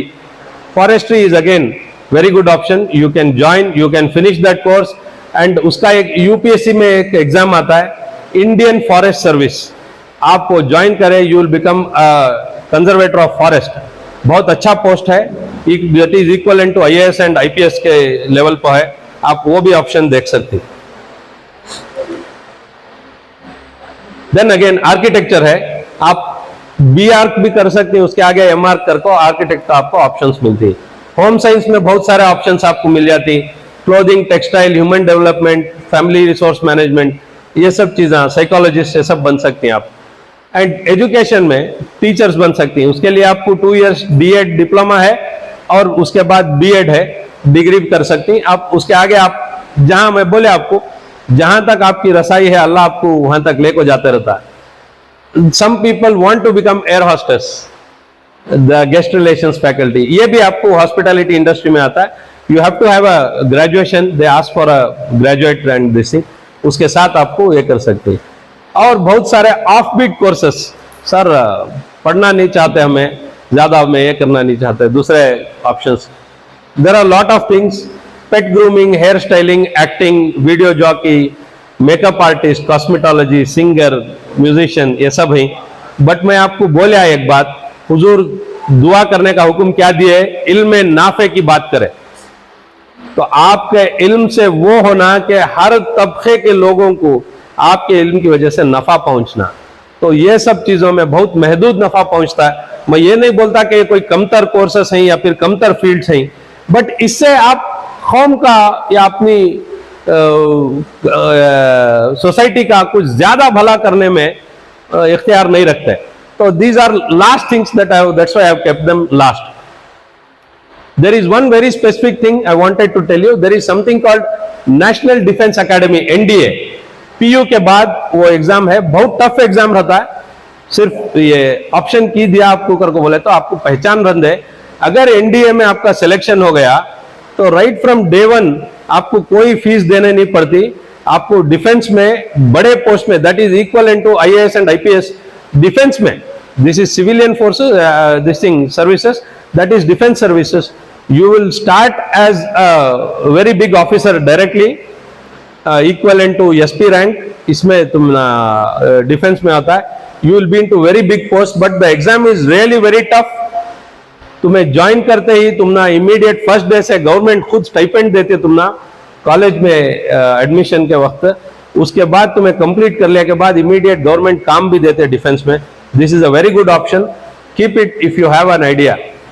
Then there are lot of other things in management, marketing है, finance है, HR management है, technical services हैं, media and communication again, हमारे अफसर भाई हैं आपके सामने बैठे हैं, he is a role model for people who want to get into media, अल्हम्दुलिल्लाह।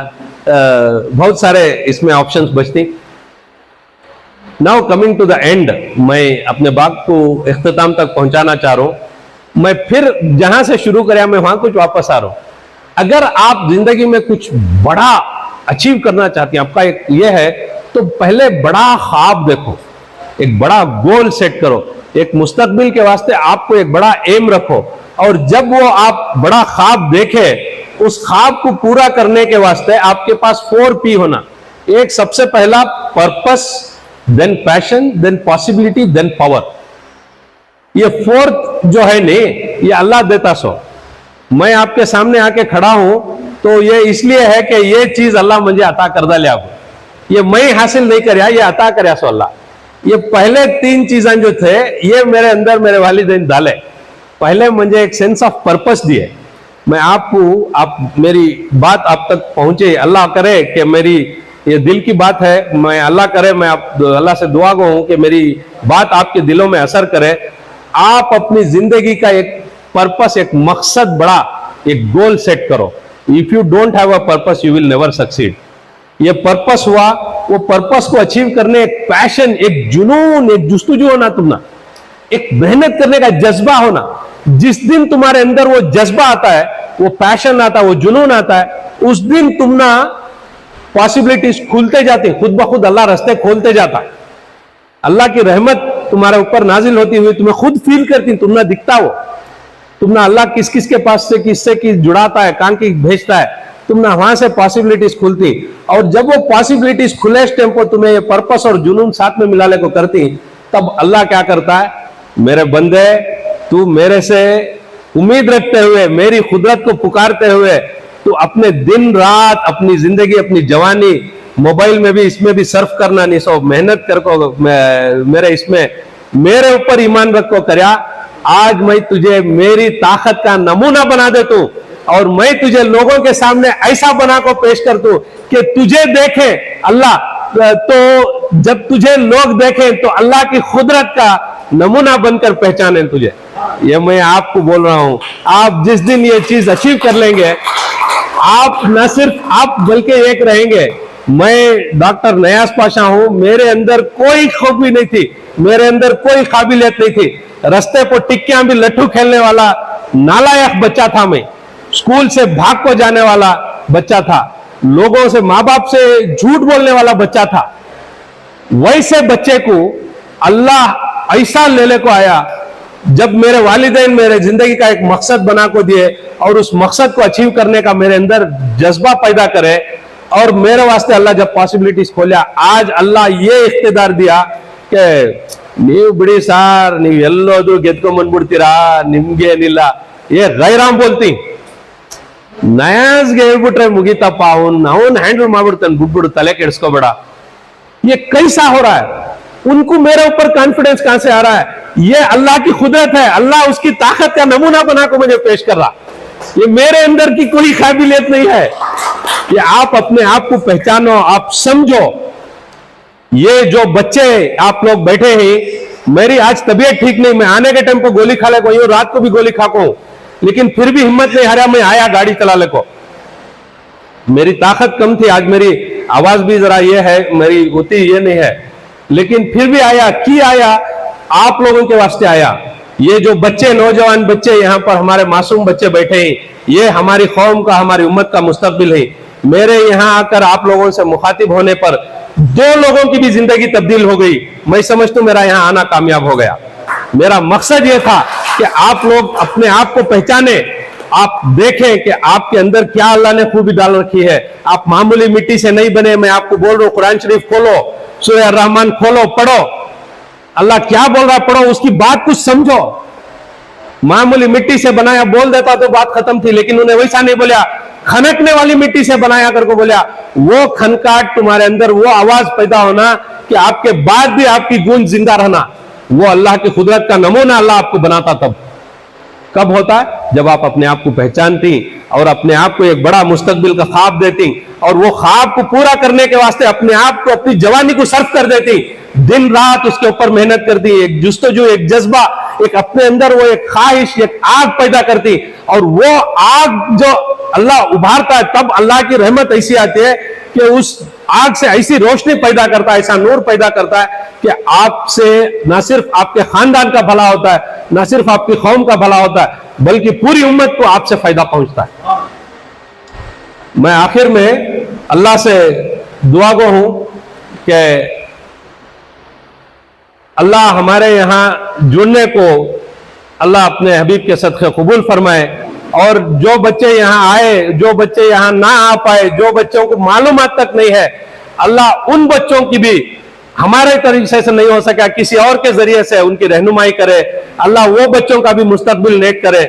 मैं अल्लाह के हबीब के वसीले से अल्लाह से दुआ करता हूँ कि यहाँ जो लोग आए हुए हैं इन सब के अल्लाह दिली मुरादों को पूरा करे, और इन बच्चों को अल्लाह अपनी ताकत का ऐसा नमूना बनाकर पेश करे कि दुनिया जिनको पंचर वाला कह रही है उनके बच्चे आकर इनके पास काम करें।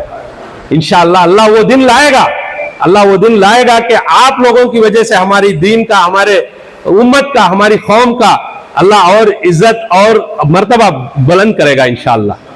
मैं दुआ गो हूं कि आप लोगों का यहाँ आना अल्लाह कबूल करे और आप लोगों का मुस्तकबिल नेक और बेहतर बनाए, और आपकी वजह से पूरी उम्मत मुस्लिमा को भला करे और फलाह और बहबूदी मिले। जज़ाकल्लाह खैर, बहुत शुक्रिया आप लोगों का।